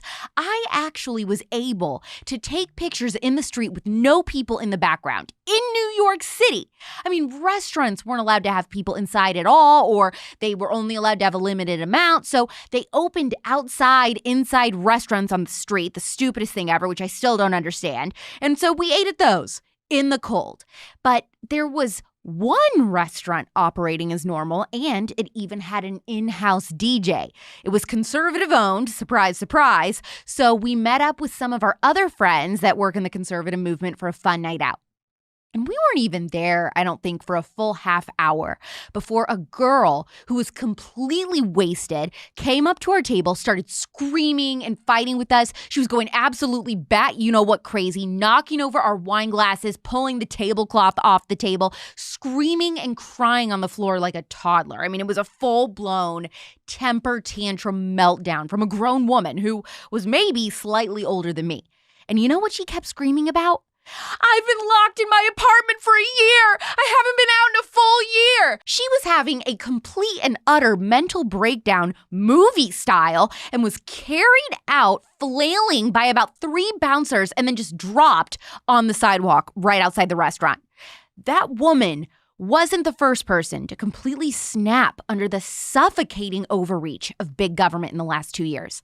In July of 2020, in my city of Scottsdale, Arizona, Melissa Lively experienced something similar.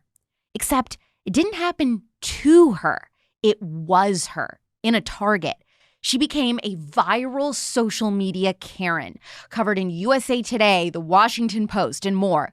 Melissa spent countless hours going down various rabbit holes all over the internet about government conspiracies and QAnon at the beginning of the pandemic, just trying to find meaning in the madness of 2020. But ultimately, it ended in her losing her mind in public over a mask display, all while yelling to employees that they were only telling her to calm down because she was a blonde white woman. What happened next, though? After that, elevates the story to a new level and sheds light on a topic that isn't often talked about: the treatment of mental health patients from within American institutions. This woman's own husband called the police on her as she kicked and screamed to police that she had special government clearance from the White House. She had no idea that she was headed for institutionalization, like full-on Girl Interrupted style. And if you haven't seen that 1999 film with Winona Ryder, Angelina Jolie, and Brittany Murphy, you have homework to do. Here today to talk about leaving the QAnon cult and ultimately getting locked up for snapping about being locked down is Melissa Lively on The Spillover. One of the most ironic things about your story for me, Melissa, is that you actually worked in PR. And so the number one thing that is a PR crisis person you try to avoid with other people actually happens to you. So walk us through that and elaborate just how successful you were in PR and the types of clients you had and the work that you were doing. Yeah, well, I started my career in television. I was an anchor and reporter. I worked for the CBS network. I worked in PR for almost 20 years. I'd owned my own firm for 10. I specialize in luxury and lifestyle. So some of the biggest and best brands in the world I've worked with, I mean, from hotel brands to billion-dollar developers to restaurants, fashion lines, you name it. I was really, really fortunate to work with some really cool businesses and brands and really made an incredible career for myself. Prior to the pandemic, I was at the height of my career. I was just, flying on cloud 9, and just everything just crumbled, in March. Weren't you CEO of your own I am PR CEO. company? Yes, I've owned my own firm, the Brand Consortium, for 11 years. And, we work with the best of the best. So when you saw that mask display in Target and you decided to take your phone out and film yourself destroying it, I mean, what was honestly going through your mind? Well, I had been sort of posting, a lot of my thoughts and feelings and experiences in the pandemic, for a while.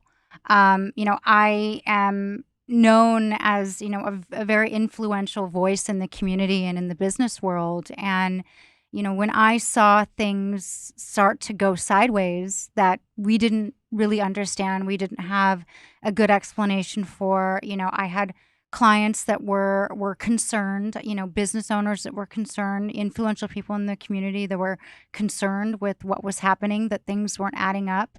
Nobody was speaking out about it, and nobody was willing, to come forward and say, this isn't right. So I sort of stepped into that role early in the pandemic. And, I have a certain je ne sais quoi, about, who I am, and, a little bit of a flippant attitude, that's funny and fun. And so, I kind of took a dose of humor to what I was posting and saying and doing. And people were very entertained. I mean, I guess you could call me, I'm probably one of the elder millennials. That's what I say too. So I don't really consider myself an influencer, but that's what I do. Like, that's how I make a living. I influence, I represent brands. I tell people what's cool. I set trends. And so, when I started to talk about what I was seeing, and what was concerning, from the government level and everything else, like, people were a little bit taken aback, and they were like, wow, I, didn't expect that from you, but I am listening, and people were paying attention. So I think it really started, just sort of posting on social media when the stuff that I was posting sort of took a turn. Had you ever posted kind of controversial or political content ever before? Or was the pandemic the first time your followers ever saw that from you? Never. It's really my job, as a publicist to appeal to a lot of different audiences. Like I said, I work with luxury brands and affluent audiences. So I appeal to everybody, every culture, every type of background. And so, no, I had really not done a whole lot of political outreach outside of things that were, impactful in my own community, making sure that our police are well funded, that our nonprofits are supported, things like that. Nothing, to the political landscape that we experience now. Right. And so when you saw the mask display and you're like, okay, I got to just show just the insanity of this.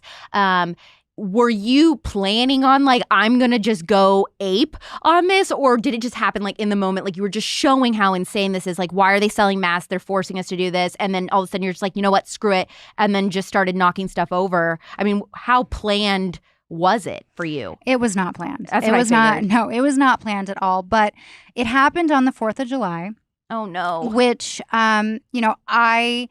normally, my husband and I spend quite a bit of time in Europe over the summer. And, that was just the icing on the cake of everything else, just being taken away from me.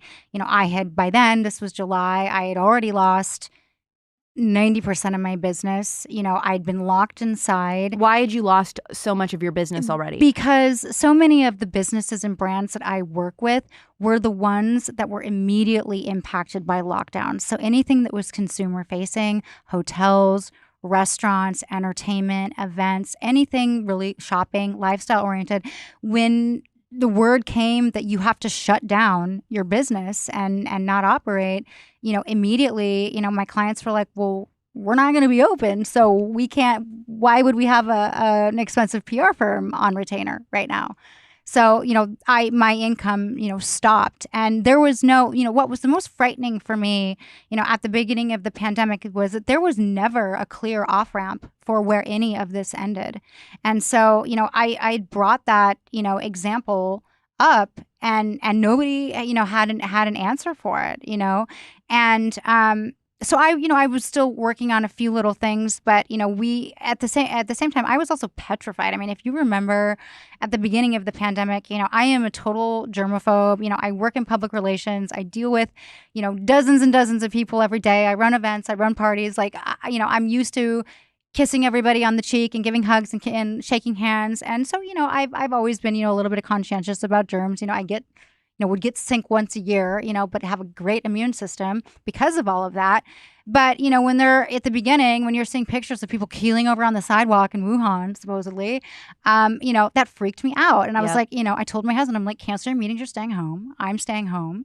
And I kind So of. it wasn't like from the beginning, what you're trying to say is that from the beginning, you were not this go against the man type of person. You were very compliant. No, absolutely not. I was extremely compliant. Yeah. In fact, in the beginning, before, everybody, ended up shutting their businesses down, my phone was ringing off the hook with clients that were like, well, what should we do? Because, we have to stay open and run our business. But should we make people wear masks? Should we limit our capacity? Should we cut down? What is the PR fallout from that? If we do that, if we don't do that, because there were all these people at the time, like say you were a restaurant and you didn't, there's all of these like virtue signalers that were like voluntarily shutting down their business, at the beginning of March, and everybody was like, wait, what are you doing? So other businesses were like, I'm not going to do that, but if you didn't voluntarily shut down your business, there were all these people calling you out, on Yelp and on the internet and everything else saying, so-and-so didn't shut down their business. They're super spreaders. They're this, that, and the other. So that was the type of phone call that I was fielding. What should we do? How do we respond to this? We have these issues. What happens if we have a case pop up at our business? Like that at the beginning was what I was dealing with. And, being in PR, I am always very liability minded, and what is the fallout going to be? So of course, at the very beginning, I was like, oh, well, we have to minimize any brand damage. We can't have people out there trashing businesses on the internet. We have to do, we have to follow the guidance. We have to do what's asked of us, and let's just do it. And it wasn't until later, by summer that, we had probably spent 90 days, on lockdown light in Arizona. It wasn't as bad here as it was other places, but it was bad. I mean, there were weeks and weeks and weeks that I didn't leave my house, and I was one of the ones early on wearing a mask in the grocery store. I was, which sounds insane now, but like washing the groceries with Lysol and bleach, it would take 3 hours for me to go grocery shop and bring things home. And we didn't know this had never happened before. You know what I mean? So all of us were. I remembered crying watching the news in March of 2020, and and just being like, "Is this the end of the world?" Yeah. I was just like, I haven't even had little baby chicken nuggets yet. I was just like freaking out. So I do not blame you at all. And then the thing is everything you're describing. Losing so much of your business. When you saw the mask display, do you think that was what had triggered you, or do you think it could have been anything that day? You were ready to just snap. That just happened to be it? Oh, yeah. I mean, I think that the masks, in particular, are such a symbol of this authoritarian overreach and this tyranny, that I come from a long line of people who have fought, for their lives, in the face of tyranny and authoritarianism. And have survived. So I think that my survival instinct just kicked in. And when I saw the masks that day, I just snapped. I just snapped. In the clip that went viral, that first clip of you in Target knocking over the mask display and everything, the employees come up to you. They're like, what is going on? After the video stops, explain to us what happened that we didn't see.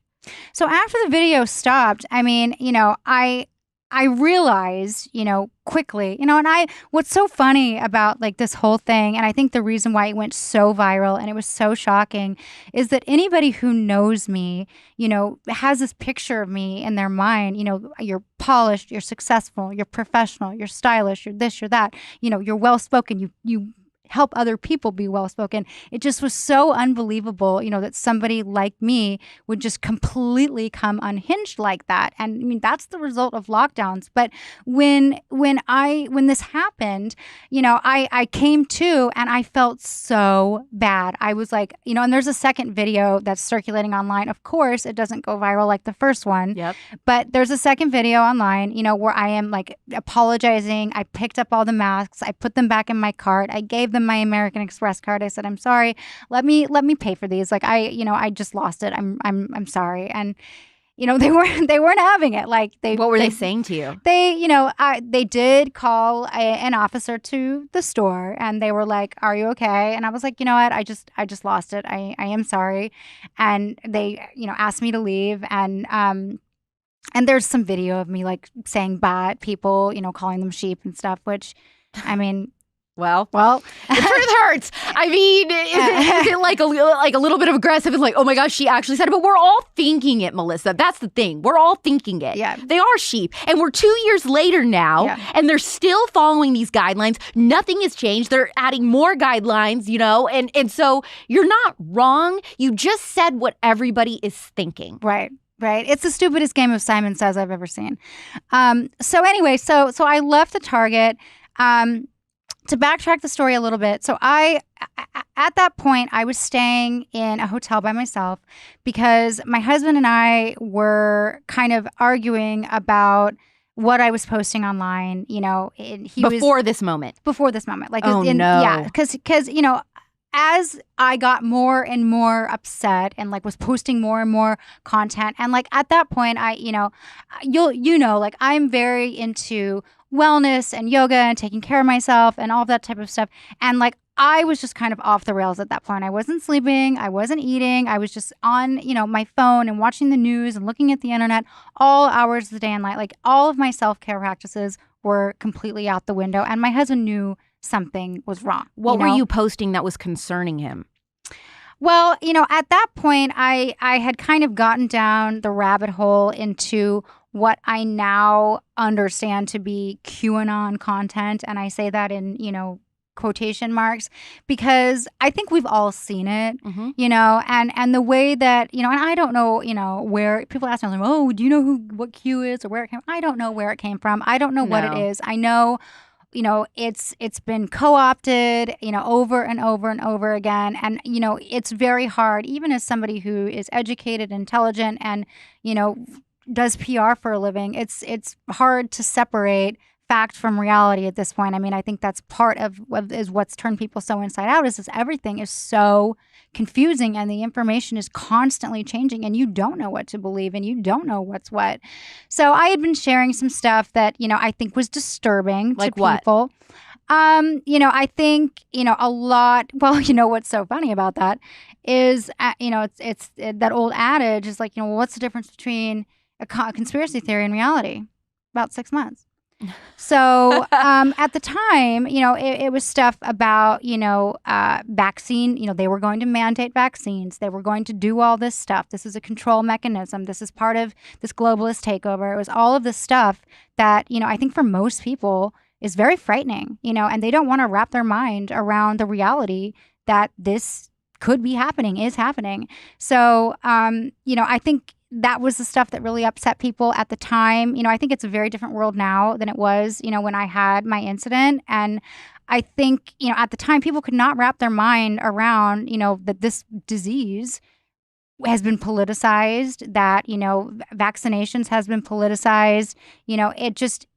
nothing has been, and I'm speaking from a publicist perspective, somebody who is an expert in communications, has done this for 20 years.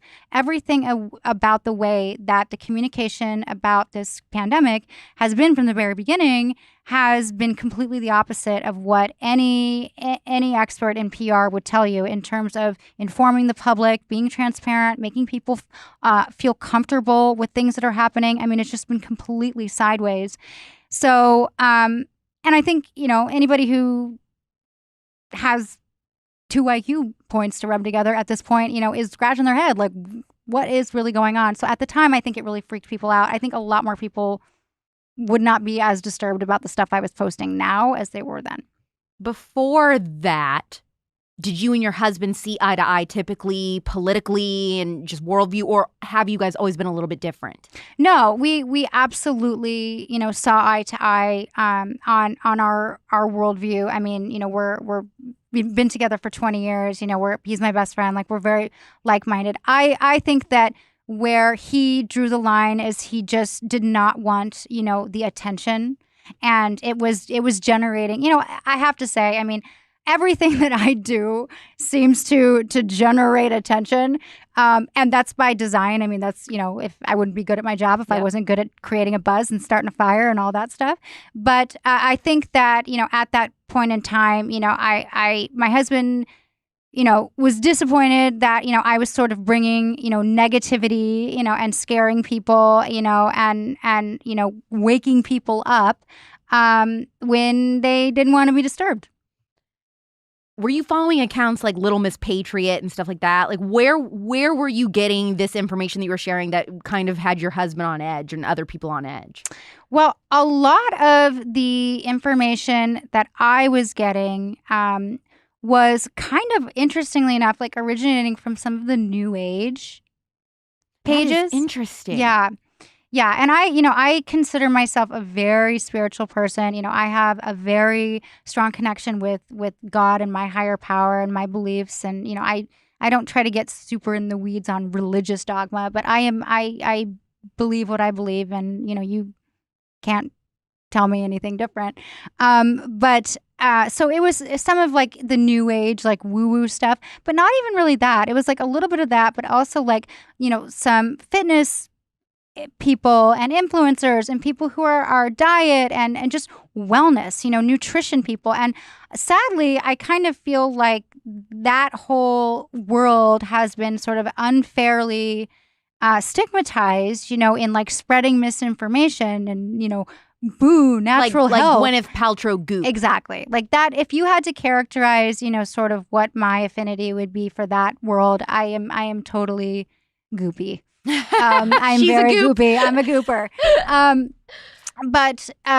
So that's where it originated. And it wasn't like, I think the way that like QAnon got sort of sold, which was embarrassing because like every time I have a conversation with somebody about it, like I hate talking about it, obviously, but like they act like it's like these like weird, and don't get me wrong, like there's totally like a sect of like crazy people in the basement, yes, that have no teeth and like, are wackadoos. But there was this other like, and I don't know how it translated or how it came full circle. I mean, there are like researchers trying to figure this out, but like how it sort of infiltrated this wellness space. And that was the type of stuff that I was sharing. So it wasn't like overtly, harmful, at least in my eyes. And I really thought, honestly, I swear, I really thought that I was helping people, in sharing this information because my mindset was, well, I want to know, I want to know the truth. I want to know the truth about what's going on. I just, that's just what type of, it doesn't matter that it's even this, like that is what type of person that I am. I'm like, give it to me straight. Just tell me the facts. Like, I want to know. So that was the type of stuff that I was sharing. And, I think it was the frequency and, the fact that I was, going off brand, for who I am, as a person that I think was freaking Who people wasn't out. going off brand in the beginning of the pandemic? Every person's life was completely upended and completely changed. And that's why the QAnon stuff is so fascinating to me, because I get it. I get why and how that infiltrated regular culture. You know, it wasn't like you were trolling and scrolling through 4chan. Right. You know what I mean? Like, I understand what you're talking about because normal people in my everyday life, like, you know, people with regular jobs, cute girls that you and I would hang out with, people like, these are not, like you're saying, basement dweller type people were getting involved in this stuff, and it wasn't coming from accounts that said QAnon. That's what nobody understood, that's what they were, unless you were really, really deep into politics and like in that community like I am, like I work in this every day. I understood the differences, but to normal people that do not just consume this every single 5 seconds, it was so hidden in everyday type of culture, what you're talking about, health and wellness and all these different things. It was normal looking accounts with cute graphics and stuff. It wasn't this like doomsday account or something, you know, one QAnon account. So it duped people. And why? It's not crazy to me that people would be looking for answers like that in something so obscure, because when we go to the places that we're supposed to be getting trusted information, like our news, like entertainment, like, you know, our health officials, they lie. They keep lying over and over and over again. How can we trust them? So naturally, people are going to be like, well, clearly I can't trust you, so I'm going to look for something else for information about what is going on and impacting me on a day-to-day basis. And, you know, still they refuse to answer questions. Oh, totally. Yeah. I mean, and that's the whole thing too, is just like, you know, we have gotten so reliant on technology for information. And it's like, you know, there used to be this thing where you would just like go outside and talk to people and like take the temperature, you know, of how people were doing and how they were feeling. And, you know, you talk to this person, that person. And that's, you know, people don't think of that anymore, which is like insane to me. But like, that's honestly like really what brought me back down to reality, was like getting away from so much technology consumption and getting back to like just talking to people and just connecting with real people, because the world is not as it seems on the internet when you really connect with human beings. And big picture ideas, some of the stuff that was being covered, you know, like human trafficking with children being a problem, absolutely real. Well, and that was the non-starter for me. And I think especially women who sort of found themselves, you know, being kind of pulled into this sort of what we understand now to be QAnon sphere. But, you know, being somebody who has a heart for children, you know, and I've done a tremendous amount of philanthropic work for human trafficking nonprofits here in the Valley, you know, that immediately spoke to me. And, you know, that was like one of the come to Jesus moments where I was just like, you know, I know that I have influence and I have a voice and I am capable of communicating effectively and people listen to me. So I am going to use every resource I have to push this information out, because there are children, you know, that was my understanding at the time, is, you know, there are children who are victims of this, and I'm not going to stand for it. You know, and I could at least feel good about that I was doing something to, you know, #save the children. How soon after you had started live streaming in Target did your husband or friends or family members start texting you or saying, hey, what is going on here? Or was it a while before they had noticed? Well, you know, actually, you know, in the few days, you know, before the Target incident, people started, you know, to text me or whatever, like, hey, are you okay? Like, thinking about you, you know, what's going on? And people ask me like all the time, like, well, why didn't anybody stop you? Like, why didn't anybody stop you from doing all this? And it's like, you know, when you own your own business, you're as successful as I've been, there are not a lot of people who you will answer to. Well, you're an adult also. Right. Yeah, exactly. So, I mean, after the Target incident happened, you know, obviously my phone started to blow up pretty quickly. You know, it went viral very quickly. And like I said, I was staying in a hotel, and I had 2 policemen come over to the hotel and knock on the door, and I answered. Were you scared? No, I wasn't scared, because, you know, I was like, you know, whatever. You know, I wasn't, you know, thinking exactly tremendously clearly at that time, but I answered the door. I was like, you know, and they were just like, hey, you know, somebody called and, you know, we wanted to come over. I didn't even know how they knew where I was staying, but they wanted to come over and just do a welfare check and, you know, see how I was doing. And I told them I was fine. And they were like, okay, bye. So, you know, that was the first That was the first engagement with the police that day, and it was fine, What everybody saw happen in my garage later that day was because I went back to my house to get some shoes because I was going to my first ever protest. Oh, I was planning on it, didn't make it. I was planning on going to my first ever protest. There was a big protest downtown against the mask mandate, and I was planning on going. Didn't get there though. Let's talk about the moment in your garage, because this is the part that really blew my mind. It was your husband who had called the police. Did you know that he was going to do that, or was it a surprise? Oh, it was quite a surprise. I basically what had happened, I came back to my house to get shoes, and, my husband, bless him, before any of this happened and I went to go stay in a hotel, like I said, my husband and I had been together a long time. He's my best friend. We have 2 little dogs.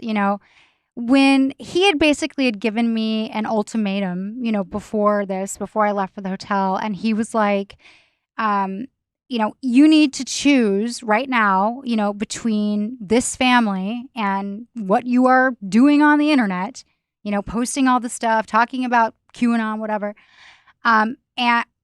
Or that's it. Like we're done. And I was like, I don't know how you can possibly ask me to choose between my family, that I love, or, this important thing that I am doing to spread awareness about, child trafficking and human trafficking and what is going on. Like, how can you ask me to choose between that and speaking out against all of this injustice that's happening and all of these lockdowns and these masks? Like, how can you ask me to do that? I'm doing this for everybody. Like, that was really where my mind was at the time. And, so I was just like, you know what? That's fine. I will pack my suitcase and I will leave. So that's how I ended up in the hotel in the first place. So when I came back to my house, I opened the garage, my husband came out and he's like, I don't know why you're here. Like, you said you didn't want to be here. And he could tell. I mean, like, he took one look at me. Like, I was in, like, workout clothes. I had no makeup on. I hadn't blow dried my hair. Like, I looked like a disaster. Like, and so he just made the executive decision that intervention was needed. And, of course I was furious. Of course I was furious. But I understand now why he did what he did. See, this is something with me. I don't know why I am like this, but my whole life, loyalty is the most important thing to me. And I really need to go to therapy and like ask why this is. But I mean, when I feel like somebody stabs me in the back or doesn't have my back in something, I will cut them out of my life.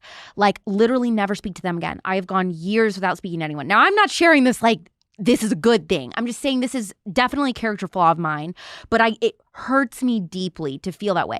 And so what's astonishing to me is that you're sitting here saying that, like, I understand why my husband did what he did, and I'm like glad he did it, because if someone in my life, a husband or a best friend or my parent or anyone, were to call the police on me and like have me taken away, I don't know how my marriage would recover. I don't know how those relationships would have recovered, because I just never would have spoken to them again, straight up. Yeah. So but you were not mad at him. In the moment, I would have been screaming at my husband. I just know me. I would have been like, how could you do this to me?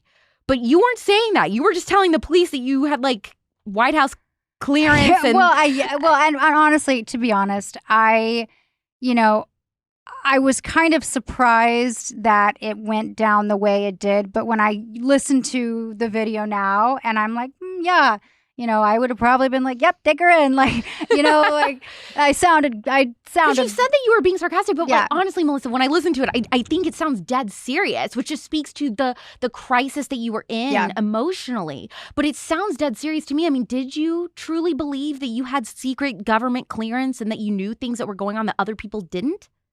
No.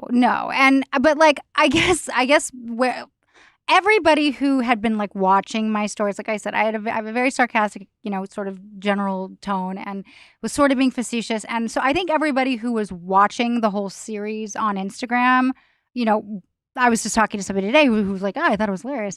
But, I think they would have gotten it. Unfortunately, the police were not watching my Instagram. Right. So they, when you have somebody who is hysterical like that and appears to be a crisis, I think that, that was probably the right move. And, as far as my husband goes, like he had tried, to talk to me and like calm me down and say, you need to sleep, you need to put your phone down, you need to do all this stuff. Like he was pleading with me and pleading with me. And I was just refusing, to do any of that just because I felt like I had this mission, and that's kind of, I think when you kind of get caught up in that, that's sort of why you see people get like radicalized, I guess, almost, because you just feel like you have this mission and you just can't stop. So I just got so caught up in it. It sounds very manic to me. Yeah. Had you ever been diagnosed with any sort of mental illness or struggles before? Never. I had never been diagnosed with a mental illness or anything like that, ever. And, I've been through some tough stuff in my life, but it's always just been like, pick yourself up, work hard, and just, stay focused. So I think, and I talk about, kind of what happened and how I got through it. But, I think a lot of where that kind of mental break sort of comes from, is trauma over your lifetime that you don't deal with. And then you put, an incredibly... a big stress like the pandemic and the lockdowns. And just for me, I had kind of been, I'd been through some stuff and I'd just been holding it together my whole life. If it wasn't that, it probably eventually would have been something else, but the pandemic was a big something. When the police start talking to you and they're like, okay, well, she's clearly not in the right mind. Did they put you in handcuffs and start walking you away? What happened? Yep. They, put me in handcuffs. I mean, they were actually, very nice. And did they say you're under arrest? No, I wasn't under arrest. They just basically said, they hand me your phone and then they just put handcuffs on. And, I, didn't fight them or struggle or anything. So I honestly had no idea where they were taking me or why. I would have been so scared. You were not scared. You were calm. I can't say that I was calm just because I was just so hysterical, but I just think that whole day was just like such a blur of emotions that I think it was just really, obviously if something like that, nothing like that would ever happen right now because I'm, maintaining my homeostasis and my wellness to make sure that I don't run into that problem again. But yeah, I think I was just so in shock that all of that had gone on. I just really couldn't wrap my mind around it. Where did they take you? So they took me to a mental health evaluation facility where I ended up spending the next 3 days. And, that's one of the things that really, opened my eyes to the mental health crisis in this country and, just the lack of capability that we have, to address those type of crises and care for people, and when I say care for people, I mean really, truly care for people in a healthy, wholesome environment that promotes healing and promotes wellness, because the situation that I was in was one of the most horrifying, humiliating, demoralizing places imaginable. I've never been to jail, but I would believe that this is very much what jail would be like. What do you mean by that? Well, when I got there, you are in, there's no windows. It's all cell block. You walk into a little room, you strip down, they search you, they give you a set of scrubs, they fingerprint you, they watch you shower, you get a threadbare towel, and then you go into this big room where there are all of these like plastic reclining chairs, and they just tell you to sit in one of them. They throw a blanket at you, and in the room is probably 150 men and women of all crisis situations, that have been brought in, mostly by the police. What kinds of situations? Drug overdoses, people who have been violent, who, for whatever reason have committed a crime, but, have a mental health history. So they don't take them to jail. They take them to this holding facility, basically. Is it an insane asylum like what we think about from the movies? I mean, that that would be more like the actual psychiatric hospital, which I did end up going to. But the evaluation facility is basically like, they put you in there. All these other people are in there. I mean, there's a lot of screaming. There's a lot of violence. Did you see anything weird? Yeah. I mean, I was physically assaulted. I mean, like it was, and there's just guards there, and people coming around with a cart basically saying, here's your medication. And you say, well, what medication? Like, I didn't come here with medication. And they just say, oh, it'll make you feel better. So now as this is happening, now are you saying, why the heck did my husband let me come to this place? I was furious, absolutely furious. Were you asking how long do I have to stay here? Oh, of course. Yeah, of course. And so what were they telling you? So what happens is because you're being evaluated, you see 2 doctors and you basically explain to them, why are you here? And so I'm, all wrapped up in this, whole thing, with QAnon. So I'm like, no, you don't understand. You're still talking about Q while you're in there? Well, yeah, because I had believed, like, not QAnon in particular, but just like human trafficking. But why were you saying that stuff? You had to have known that was why they had brought you in.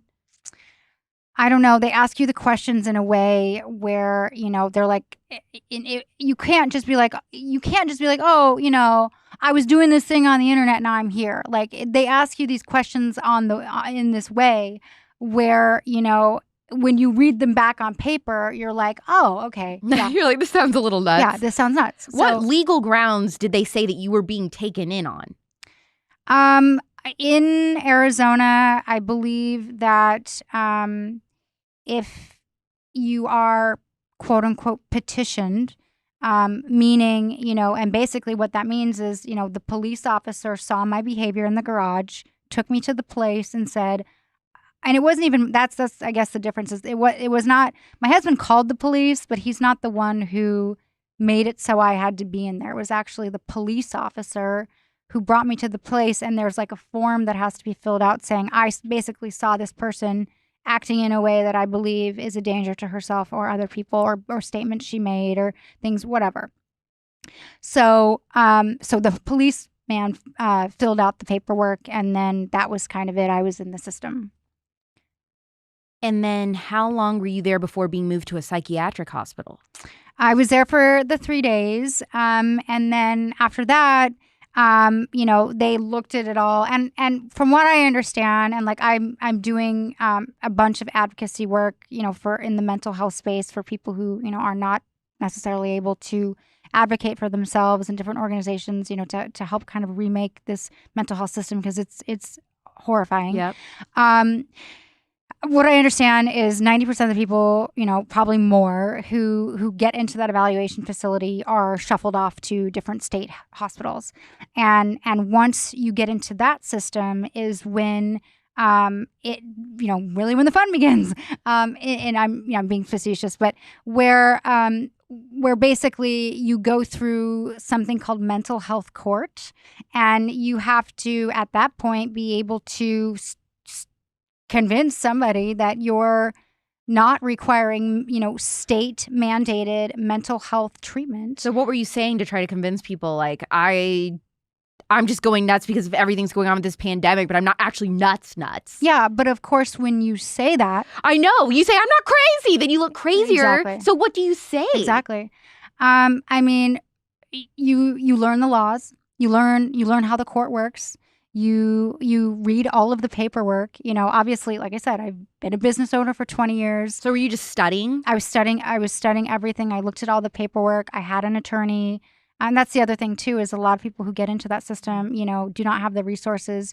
But, at the end of the day, they were, there was not enough to basically say, this person, it takes a lot. I mean, if you look at like the Britney Spears case, which is so horrifying, it does take a lot of pieces in place to make it so, a person's autonomy to make medical decisions for themselves is taken away from them. But the situation that I was in was definitely the first step. Were they strapping you down, or what were the rooms like? Were they padded rooms? No, when you got to the hospital, I mean, it wasn't fun. It was, it's not like what you would think a hospital is like. It's, 3 people to a room. You've got this little bed, and And are they total weirdos? Well, I mean, and that's the problem with standardized, socialized healthcare is that, yes, I mean, there are people in there who are very mentally ill and require, serious care, and, are in a serious crisis situation, that requires, 24-hour supervision, because they could hurt themselves or others. I was not that. That seems crazy to me that they would room someone like you with someone like that.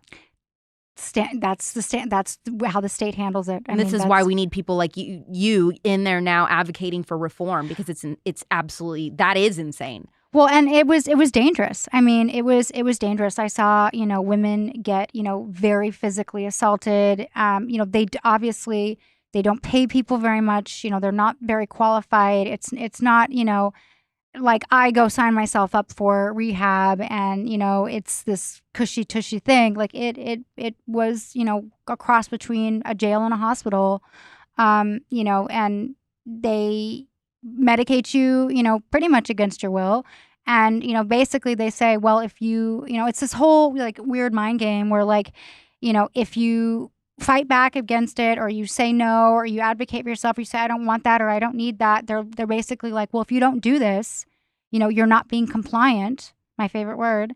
And so, that's grounds to say that you're not well because you're not taking the medicine that we're giving you or whatever it is. Is it fair to say that you were locked up in an insane asylum because you dared to question the left's narratives on lockdowns and mandates? Looking back, I mean, it's frightening what happened to me. I've had a lot of people say, you were one of the first people to come out and speak out against the mandates, against the mask mandates, against the lockdowns. At a little bit of vindication. A little bit of vindication, for sure. But, did I handle myself appropriately? Did I handle myself professionally in the way that I normally would? Was I disrespectful to Target, which is like my favorite store, and people in the store? Are you not allowed to go back to Target ever? Are you kidding? I'm at Target every week. Like, I love Nobody Target. knows? No, they know. Actually, I was at Target, and somebody came up to me probably about 4 or 5 months ago who was there that day, and she just came up to me, gave me a hug, and she was like, I follow you on Instagram, and I've been following your story, and I've seen you on TV, and I just wanted you to know, like, I'm pulling for you, and I'm so happy for you, and I'm so glad you got, everything sorted out. And, she was just like, I knew that day that like something was really wrong, and I just felt really bad for you. It was very sweet. Oh my gosh. Yeah, it was very sweet. Wow. What a turnaround. Yeah. That's incredible. Yeah. I mean, and sure, you mean, make no mistake, like there was a while where I was like, I don't think I want to go back in there. Like, are they going to kick me out? Oh, I'd be so scared to show my face. I would be so, the embarrassment and just like, what do they think of me? Like, I couldn't do it. So that is so, I think it's very cool of you to be like unafraid like that. You're brave. After you go through what I've been through in being canceled and, having everything, losing everything, working my butt off to get it all back, not a whole lot phases you, and there's not a whole lot that people can say about you or write about you or do anything to really that can bring you down. So I just live my life. What did you end up saying then? Because you were doing all the studying and all this to try to figure out how can I get out of here? What did you end up saying so that you could get out of the psychiatric hospital and back home? And also, had you had any contact with your husband at all? Yeah, I'd had some contact with my husband. I mean, he was, really angry with me just because of obviously the whole Target incident. I wish you could understand the level of hate and vitriol that came towards me, my family, pretty much everyone I've ever done business with and ever known. I mean, I am talking husbands and wives of my clients, my hairstylist husband's business, like that, this was just such a weird time where people had absolutely no time on their, or like had nothing but time on their hands just to be vicious. And so, I mean, the phone calls, the death threats, all of this just went on for months and it was just unbearable. So my husband was so angry, at me for exposing us to this. And so, I talked to him a little bit, obviously. But, you know, basically it just came down to, you know, hey, I do not have a mental health history. I have never been diagnosed with a mental health disorder before. I've been very successful business owner for many years. You know, I'm a pillar in the community. I do philanthropy work. Like, there were all of these character, you know, testimonials that like my attorney was able to put together saying like, okay, this is what happened, you know, and this was a crisis, you know, that was caused by, you know, unforeseen circumstances and, you know, all of this stuff. But at the end of the day, they were able to make, you know, a very legitimate case saying she's a good person. You know, she's a business owner. She minds her own business. She's a law-abiding citizen. She's never had any of these issues before. You know, you have absolutely no grounds, you know, to mandate this. Do you feel like the lockdowns that were imposed during the pandemic were just as traumatizing as being locked up in a facility?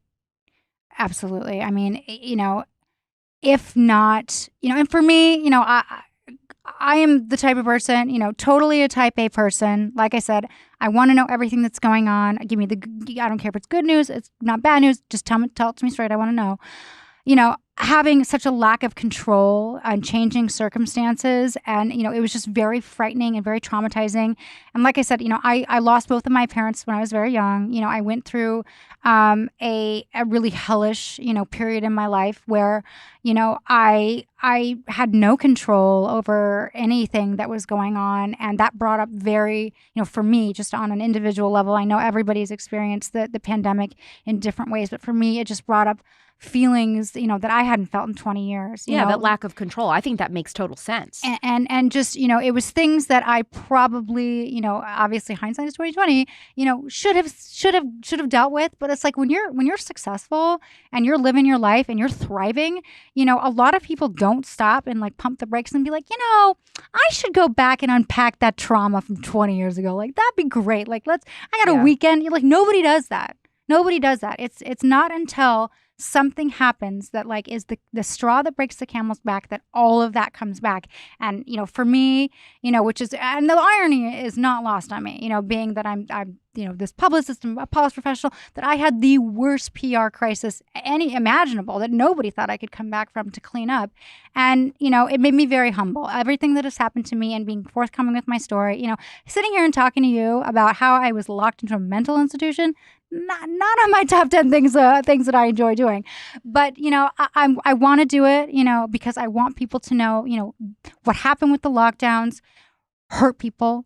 And, you know, it broke people. And if I had $1 every single time I got a message from somebody on Instagram or an email from somebody, especially right after everything happened, saying, you know, I want you to know that you're not alone in this type of situation.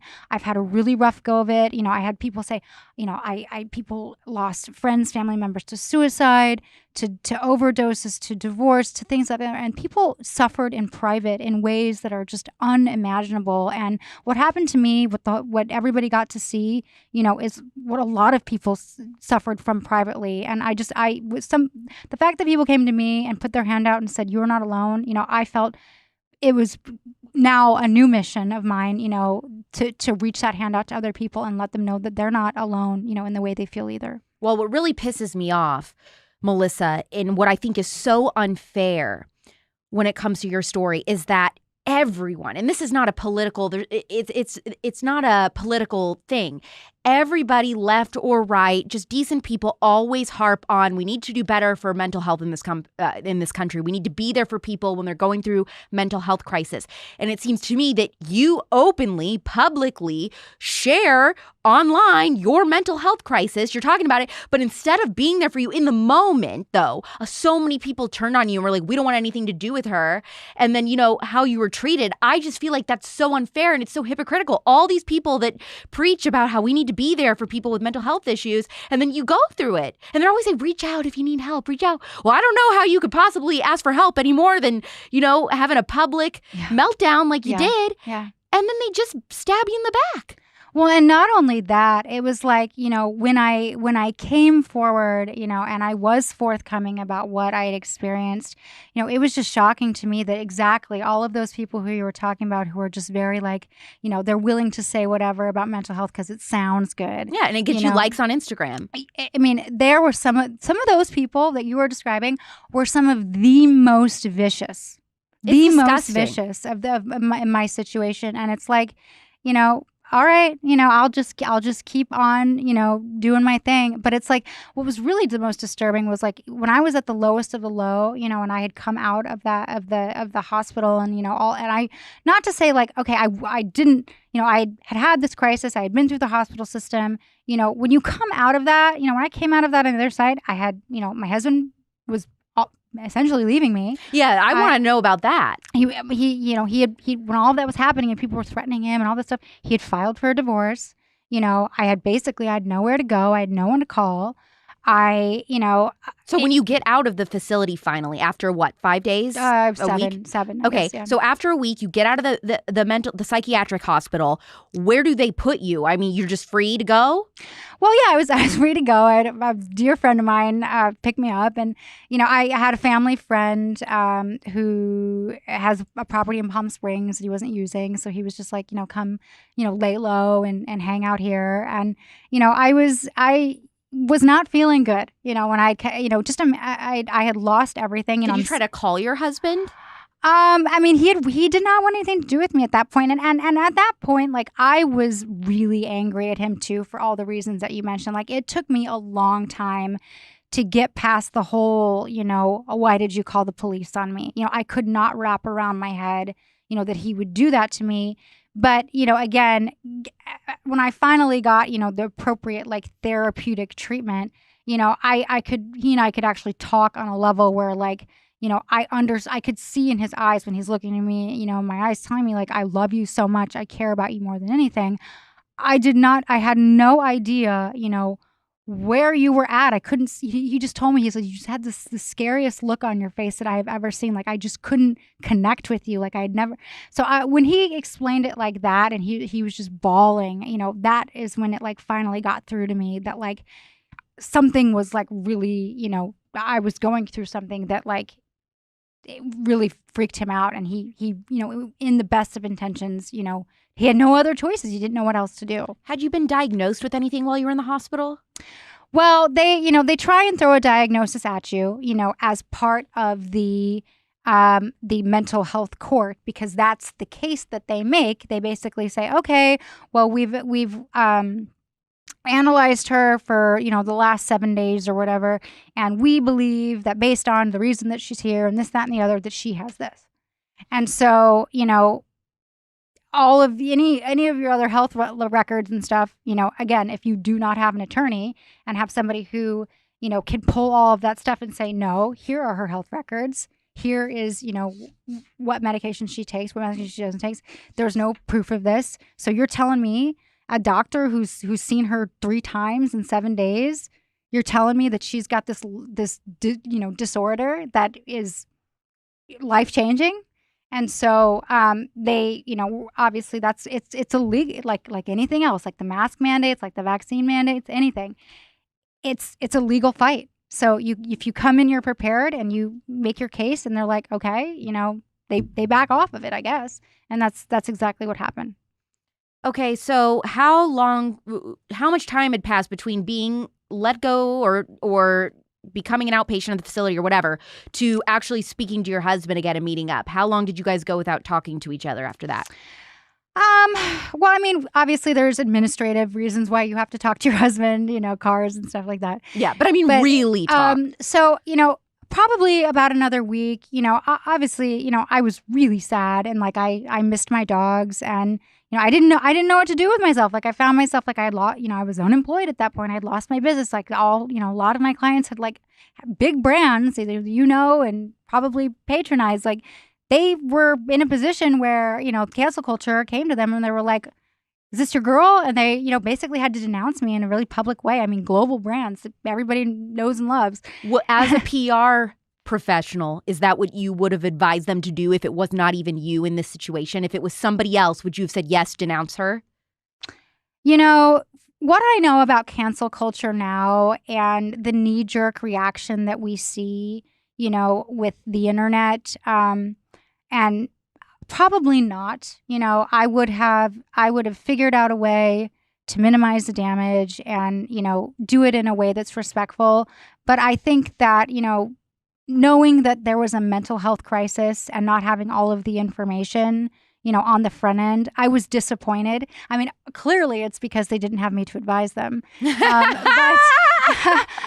I was disappointed, especially the ones that, I had very, good long-term friendships, relationships, people I would socialize with and have dinner with, just flipped on me at, but that's how vicious the mob is, and when you are in the crosshairs of the mob and, your business is on the line, I think that they get put into, I had lunch with a client of mine. And by the way, I've gotten back, 90% of the clients that did that to me. That's awesome. Which again is like, I am very much, a forgiving person. And, I that was one of the biggest lessons I had to learn because I have been known to hold a grudge myself. But, when clients came back and they would say, we're really proud of you, you've handled this like a champ and, sat down, had lunch and they're like, I want to apologize to you that we did. Like I had a number of clients say, I apologize to you that we did that, but you just got to know, what we the calls we were getting, the emails we were getting, our clients, the clients that our business serves were being threatened. So, and especially when it's like, a brand that has done a lot of, diversity and inclusion work and, that's part of their whole mission. There was just like nothing, like they were just done. Well, and it's also interesting to me, I mean, without naming names, how many of these businesses that denounced you for knocking over a mask display were also very publicly supportive of Black Lives Matter? Right. The double standard of you have this little girl and you're like about the same size as me, maybe even smaller, like, knock down a couple masks off a display and it's just like all hell breaks loose. And then you have literal cities burning down and everybody praises them and acts like they're saints. Well, and what really breaks my heart truly about all of that is that, I felt really bad for what I did. I know, and it sounds silly on its face. Oh, you knocked over a display in Target. Okay, I cleaned it up, I put it in the cart, whatever. But I felt really bad about what I did because, anybody who knows me knows, that I'm very kind and conscientious of other people. Like, the way that I like sort of sniff somebody out is I'll take them to lunch, decide if I'm going to hire them, if I'm going to work with them, whatever, if I'll even represent them and see how they treat the wait staff. Like that was like always like my calling card was like, let me see it like how somebody treats the wait staff. So I felt really bad for the way that I acted. I know it was unbecoming and unprofessional, just not who I am as a person. Like I was just not in a good position. And as far as I know, and I've been on CNN, I've been on every step, I've been on Washington, I've been everywhere, trying to make it right and like sincerely apologize for the things I said and the things I did and the people that I hurt and the people that I upset and anybody that I harmed, intentionally or unintentionally. As far as I know, to this day, I'm the only person who screwed up a store and did that.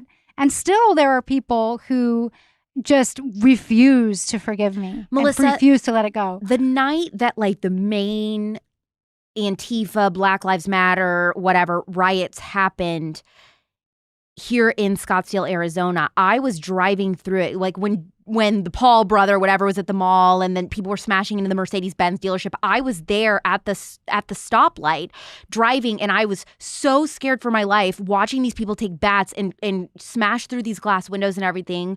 And that, like, nothing you did to me even compares to that. But like, how many of those people, lost their jobs or had all this fallout? That's what's crazy. I'm glad. Same city. No, I'm glad you brought that up because that experience, and I've lived here, probably 21 years now. I love Scottsdale. I've been a big part of sort of the luxury branding of the city, and I'm so proud, of who we are and what we are here. And what happened that night was probably the most disturbing and violating thing that I have ever seen. I mean, I just remember I was at home and I remember watching it on TV and just tears were just like streaming down my face because I was like, why isn't anybody doing anything? And it's not like, I could care less if people wanted. I mean, I take that back. I care that people damage property. I think it's wrong. I do. I just do. Right. So, I think that was for me, like emotionally, when you think of like all of the stuff that we went through in 2020, like the lockdowns being one thing, just watching, your city, just be, violated in such a way. I mean, and it was frightening. And there were where I live, like there were, rumors going out around that like the destruction was coming to the cities and the neighborhoods and stuff like that. I was there. I was with that too. It was very real. I mean, I packed my family up, and that was about a month before, my episode. I was so disturbed. I packed my family up and we got in the car and we left and we just started driving north. I'm like, we'll book something when we get there. If what they say, is going to happen tonight, that everybody was talking about, which was coming into the neighborhoods, and I lived across the street from the next neighborhood they were supposed going to hit. That was something that just I think that affected me just as much of the lockdowns, because my sense of safety was in question. It felt literally like the purge. I ended up staying that night in a hotel in downtown Scottsdale with a girlfriend who was visiting from out of town, from out of state. And we were in this hotel, a nice hotel in downtown Old Town Scottsdale. And the hotel locked all the doors. They had their employees barricading the doors to the hotel because they thought that Antifa and people were going to be coming and storming the lobbies and coming up to our rooms. We were so scared. My entire neighborhood was surrounded with police barricades when we packed up and we went up north. Like when we pulled out of my neighborhood, there was lines of police cars blocking all of the major intersections. I mean, it was nothing I had ever seen in my lifetime and never would ever want to. I don't think people really understand, how real it got, in Scottsdale for a minute. It was scary. What was the turning point for your husband to decide, actually, I know I filed divorce papers, but I don't want to leave Melissa? Well, I mean, I had come to him, looking at different options because, I had at that point, was able to kind of look back at the last year and be like, I started this year at the top of my game. My business had not been doing better. I had just gotten some of like the biggest clients that I'd ever had. Like everything was amazing. I was just on the top of the world. So in that hindsight where it went from, the height of everything to just shambles, I was like, this is a really good time for me to do some of that work, that internal work that I had not been willing to do before. But I want to do my research and I want to find a way, to do that, in a really healthy environment. So we're really fortunate here in Arizona, that we have plenty of different treatment facilities. And I mean, we're world renowned, for our rehabs and stuff like that. Yeah. And I had found it's an offshoot of the Meadows program, which, Heidi Klum has spent time at, and Charlie Sheen. And, they of course have like their inpatient rehab, but they have an outpatient trauma program that I went, and did. And it was an 8-week intensive program, and my husband, was amenable to, let's work on, and they had a family, like the part of the program was that, it was a family therapy and stuff like that. So you could come together and kind of rebuild your family and stuff like that. But the stuff that I, did in there, very little of it had to do with the target stuff at all. I mean, the majority was really just trying to unwind, the trauma that I experienced with the loss of my parents and, never dealing with that. And, all of the stuff that, had kind of been compressed into the lockdowns and the safety issue and the fear and all of that stuff. And just unwinding that from the beginning, and kind of building myself back up. Once you're institutionalized by the state, can they just show up at your door anytime? Okay, so it happens a couple different ways. When you're in the hospital, and this, I talked to several people in there, I was shocked. This was what really motivated me to speak out and advocate for people in the mental health system. Some of the people have serious mental health problems, but not to the point where like they can't communicate and stuff like that. But some of them do, So I was talking to people, and you don't never know what anybody else's medical history is, but like they can decide, they could have decided, no, you're just in here now. Like they can hold you, I think legally, up to 180 days or something like that, without question. And then from there, they can put you in, a real state-run hospital, if, the situation's serious, whatever. What happens to most people who get like mandated into that system is they give you this diagnosis in the hospital, and then they say, here's the medication that we say you should take after we've seen you twice in 7 days.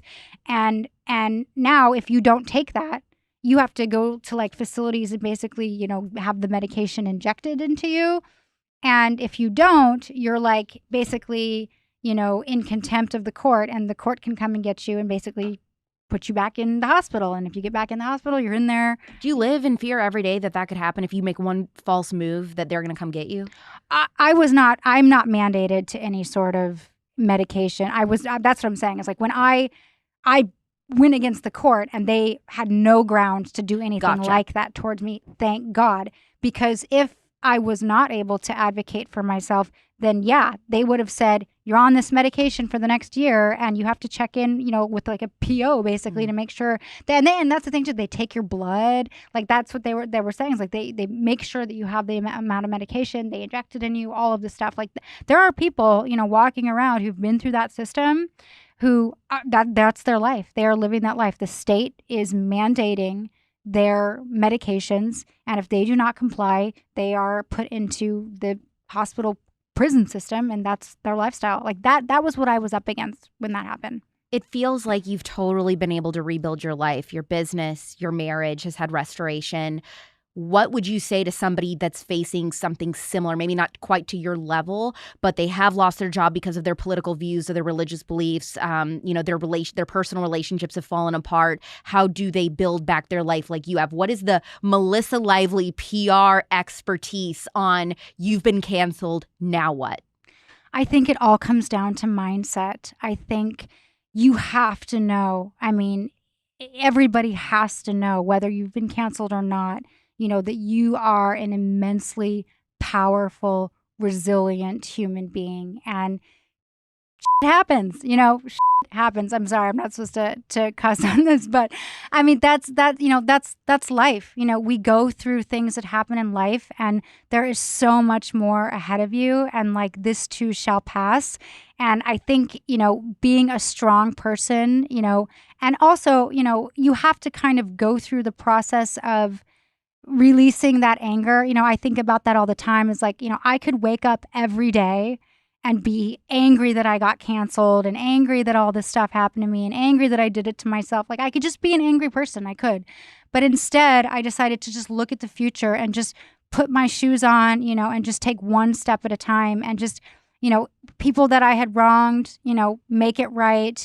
And if not, also the other thing too is like, sometimes things happen, that are wild and unexpected in life, and it opens up a new pathway of opportunity for you. For me, I'm really good at what I do, and I love what I do, and I love the people that I work with. So it was really important to me to go back and make all of that right. And I think, when people finally, the dust settled, people who knew me were like, I was really, that was what I heard from people. I was just really worried about you. I was just so worried about you. And I'm glad that you're back and you're great and this, that, and the other. But, there's always hope, and there's always future. And, if you, and this is, what I wrote my book about is like, you cannot cancel me because I will not cancel myself. And that is the mantra, that people have to get in their mind. It's like, you will only be canceled if you allow them to cancel you. And I think, the best part of it all is that, despite the journey that I've been on and the trials and tribulations, I really feel like now, my marriage is stronger. My business is better than ever. The numbers are just where they were before the pandemic, if not better. And I'm working with the type of people who get me, who, there are no secrets, everything, you want to Google me. Like there's, it's all out there. And so I think that takes a lot of the fear away, because there's literally nothing you can say about me or do to me that's going to take anything away from me that I've built, and before I was ready to give that all on the table, and no longer. A lot of conservative business owners feel like they have to hide the fact that they're a conservative in order to keep their business afloat. What is your advice, PR advice on that? Should you feel free to be openly conservative and just let those customers leave if they want to leave? Or do you think it is better in this culture right now to kind of keep that under wraps? I think at the end of the day, I was never, again, political, left, right, anything before any of this. I consider myself, to be a libertarian. And that's why I'm good at what I do, is because I put business first. And, I at the end of the day, I think, run your business. I would say, do your best to keep, and I know it's hard now because social media is just so easy, obviously, to kind of, there is no separation from the business owner and the business. But I do think, stand in your values. I don't think it helps the conversation to be aggressive, and air out, every thought. The purpose of social media is not to air out every thought and emotion you ever have. Find a different avenue for that, and think twice before you post. I think it's, stand in your ground and say and do what you think is right. But I don't go looking for trouble. I think a lot of people do that now. Don't Instagram live yourself and Target. It actually worked out very well for me. I'm talking to you, but don't recommend it. If I could do it again, I probably would not have done that. But I think that you've got to stand up for what you believe in is right, and do right by people, and be have good ethics and operate with integrity in everything you do. And I think people will see that. I work with clients that, are on, categorize themselves as left-leaning, right-leaning, up-leaning, down-leaning. And I think we come to terms and respect each other, in that we want to work together to make good things happen. And I think it's foolish. I guarantee you, there are, people who, say, oh, I don't want to work with this person or that person because of what their beliefs are or whatever. And, I'm a very strong believer, my story being proof positive, that if you, work hard and be kind and, do right and stick by your morals, good things will come to you, and the right people who you want to be around will come to you. Absolutely. Now, the name of your book is You Can't Cancel Me, The Story of My Life. And is that out yet? Is it coming out? It's not out yet. I've been writing it, obviously since all of this happened. And it's funny because when I first got approached by publishers, they were like, write about QAnon, write about QAnon. I'm like, what am I going to write about QAnon? Like, I honestly, I'm not an expert in QAnon by any stretch of the imagination. It was a small sliver of my story. And I'm, not done telling it yet. I've come through a lot, and, I'm trying to write that ending, and I'm really, really liking where it's going, because, you can come full circle. And it's a little bit of like a handy dandy guide, from a PR perspective of what to do if this happens to you, because I've lived it, and I haven't lived by any sort of a script. I've honestly, just told my story from the heart, and a lot of it is embarrassing and a lot of it is painful and unpleasant. But, every time I tell it, it gets easier, and I hope that it reaches somebody that it helps. And, at the end of the day, we're all human, and that's all we can ask for, is just a little bit of grace. What is your Instagram so that people can be following you so they know when the book finally comes out that it's out? It's at Melissa Ryan Lively.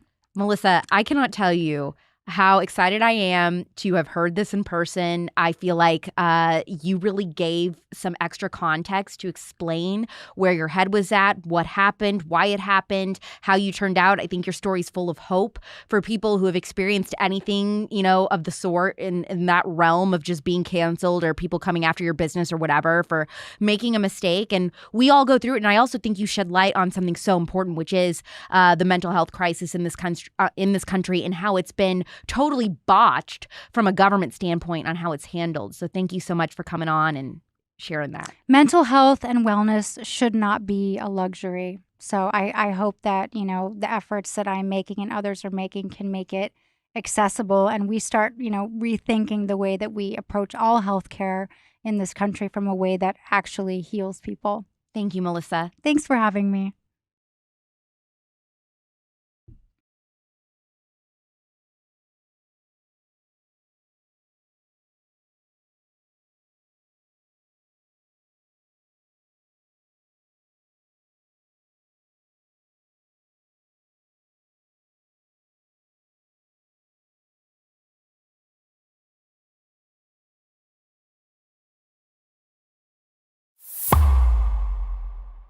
We talk about cancel culture all the time, but it's because of how quickly it's devolved into just writing someone's life off. Literal people get canceled online, they lose friends or jobs, and this isn't normal. Was attacking a Target display a good idea? No, not at all. But did it make Melissa a bad person or warrant how she's been treated since? I don't think so. The world shut down nearly 2 years ago. What did they think was going to happen to people's mental health? This is why I wanted Melissa to come on to tell her story. Because despite losing so much both before and after her breakdown, Melissa is still writing her own story. There is redemption, even when you think that you've really messed up, or maybe you haven't and people are merely trying to cancel you because they don't agree with you. Whatever it is, only you have the power to truly let yourself be canceled or not. The year isn't over yet. We still have 3 more episodes of The Spillover before season 2 of the show will start in the new year. And yes, you are even getting Christmas week and New Year's Eve episodes. I'm not leaving you hanging. My daily show, if you haven't followed on Instagram, is called POPlitics. It's your one-stop shop for all things pop culture without the leftist propaganda. And we just dropped brand new merch in time for Christmas. Shop TPUSA.com for cute hoodies, joggers, hats, and stickers. Actually, the hoodie I'm wearing right now. If you have an amazing story, good or bad, that you think I may be interested in hearing for The Spillover, or you know someone who does, DM me on Instagram at @RealAlexClark or @POPlitics. I am always looking for stories and interesting guests just like Melissa. Make sure you leave your weekly 5-star review, even if all you say is revived my soul and saved my marriage. I don't know, make something up. You can watch each episode of The Spillover on the POPlitics YouTube channel. We're back next Thursday at 9 p.m. Pacific and midnight Eastern on Apple Podcasts and Spotify. Love you, mean it. Bye. Big dog status, I'm a big dog vet. I pull up on the block in a big Corvette. Yeah. Ride around the city with a stick all black. Try with a stroke, but we with all that. Yeah. What up, beautiful people? Jon Root here. Coming up next on TPUSA Live, tune into the newest episode of POPlitics, where Alex Clark shares her Freak of the Week and so much more pop culture without the propaganda. Next on POPlitics.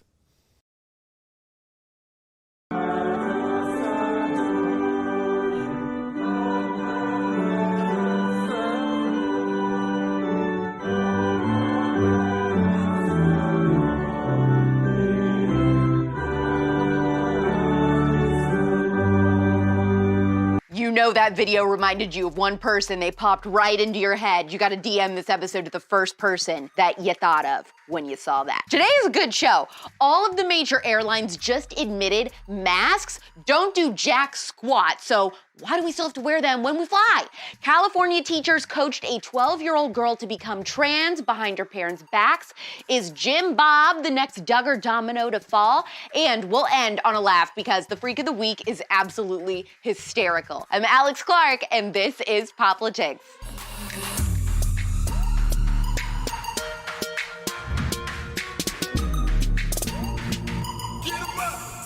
This week, airline CEOs from Southwest, American, and United all agreed during a U.S. Senate panel that masks don't do anything when it comes to fighting the virus on planes, since planes now have state-of-the-art filtration systems anyways. What's wrong with saying bomb on an airplane? You can't say bomb on an airplane. Bomb, bomb, bomb, bomb, bomb, bomb, bomb, bomb, bomb, bomb, bomb, bomb, bomb, bomb. You gonna arrest me? Southwest CEO Gary Kelly said, "The statistics I recall is that 99.97% of airborne pathogens are captured by the filtering system, and it's turned over every 2 or 3 minutes. I think the case is very strong that masks don't add much of anything in the air cabin environment. It's very safe and very high quality compared to any other indoor setting." And may this entire airplane find safe passage and a bountiful life. Even the Jews. Amen. The American Airlines CEO agreed with him, and then the United Airlines CEO, Scott Kirby, said that air quality on planes is safer than air quality in an intensive care unit. He said that being next to someone on an airplane, sitting next to them, is the equivalent of being 15 feet away from them in a typical building. Very cool.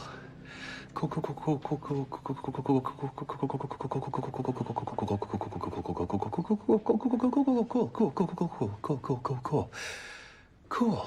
Of course, when I fly, if I don't wear a mask and I tell the flight attendants all of this data, they'd throw me off the plane. What's up with that? It's about power.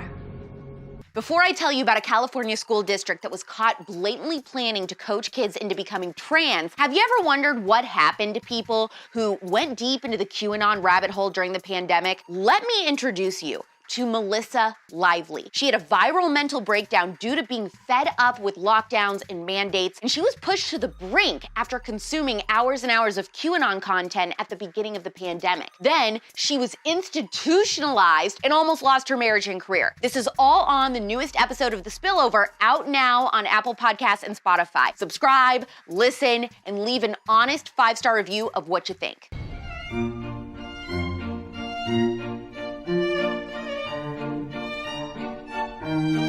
Now, speaking of crazy stories, listen to this. Back in November, a leaked audio recording from a California Teachers Association conference was set to the Epoch Times. The recording revealed 2 7th grade teachers employed by Buena Vista Middle School in Salinas, California, telling other teachers how to recruit students into LGBTQ clubs at school. 4 new slaves to add to my collection. In the audio clip, one teacher told the other teachers who run gay-straight alliance clubs at their schools to be able to maintain an air of plausible deniability so they can play dumb if they are questioned by parents. I have no idea what you're talking about. Their advice was, because we are not official, we have no club rosters. We keep no records. In fact, sometimes we don't really want to keep records because if parents get upset that their kids are coming, we're like, yeah, I don't know. Maybe they came, you know? We would never want a kid to get in trouble for attending if their parents are upset. Everything's backwards. Another teacher said that to hide what her club really is, she changed the name to be something less obvious that would trick more students into joining. Her suggestions were Equity Club or the UBU Club. And they'll never know the difference. According to the Epoch Times, the teachers bragged about spying on students' online searches and activity, as well as eavesdropping on their conversations to identify and recruit 6th grade students into these LGBTQ clubs whose membership roles are kept hidden from parents. None of your business, nosy. One of the teachers was recorded saying, "We totally stalked what they were doing on Google." Can someone say creep?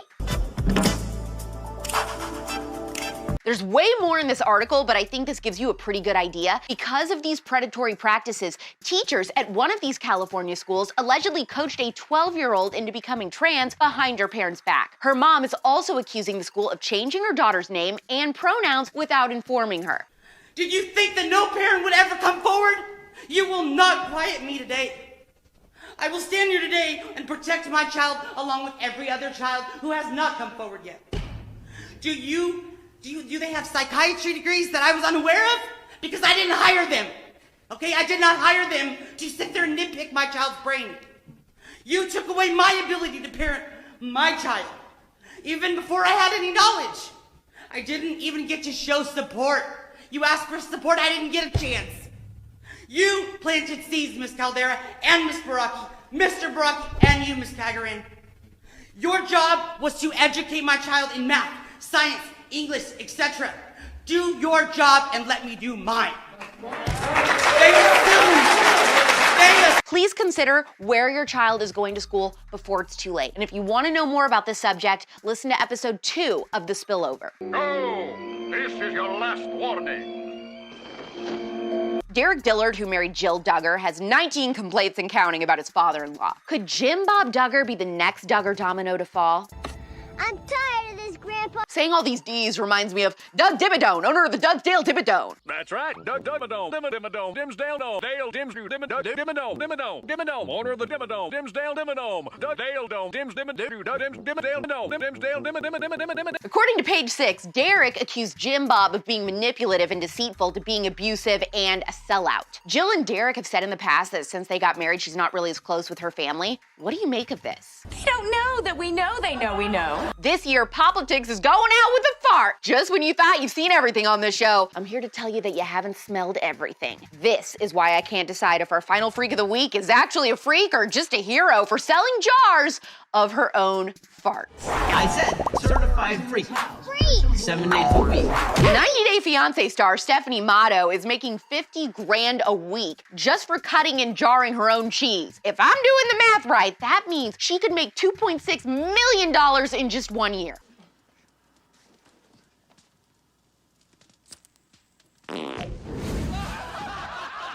Stephanie is literally the only American benefiting off of high gas prices right now. She's basically discovered a new market. Who needs to worry about inflation when you've got flatulence? She's on a roll. But this also points to an important question. Who the heck is buying her farts? Probably the same guys who want to buy photos of feet. Where do our Hollywood farts go? I've heard they're filtered into Tom Sizemore's house. Ah, Morgan. Who do you think you are? Running around leaving scars, making your jar of farts, ripping butts apart. You're gonna catch some mold from the rice inside your soul, so don't come back for me, you're too smelly. Bravo! It's been an amazing year with you. Next year, there will be even bigger and better things planned as we keep growing, especially with the Spillover now too. Don't forget, there will still be 2 new episodes of the Spillover over Christmas break, plus a new episode just dropped today with Melissa Lively, where she talks about how QAnon led her to being institutionalized. We will be back with a new POPlitics episode Tuesday, January 4th. I hope to see a bunch of you conservatives at America Fest this weekend. It's gonna be the biggest event ever seen in the conservative movement. Over 30 semis full of equipment and stuff. I told you, it's like Taylor Swift tour big. I don't lie. Don't forget to like this episode as your parting gift to me for the year. Tag someone in the comments and just say, you should try the girl at the ends job for a little extra money. And DM this episode and share it to your stories to expose what those California teachers are doing. I can assure you, they aren't the only ones. And please save the episode. It's pop culture without the propaganda every single day. Have an amazing holiday break. Merry Christmas and Happy New Moon. Have an amazing holiday! Have an amazing holiday break, Merry Christmas, and Happy New Year to all of you little worms. I'm Alex Clark, and this is POPlitics. Support POPlitics, the first ever conservative pop culture daily show, by subscribing to our channel, turning on notifications, and of course, hitting the thumbs up. Also, our main home is on Instagram. Seriously, just trust me, that's where the real magic happens. Follow us there at POPlitics.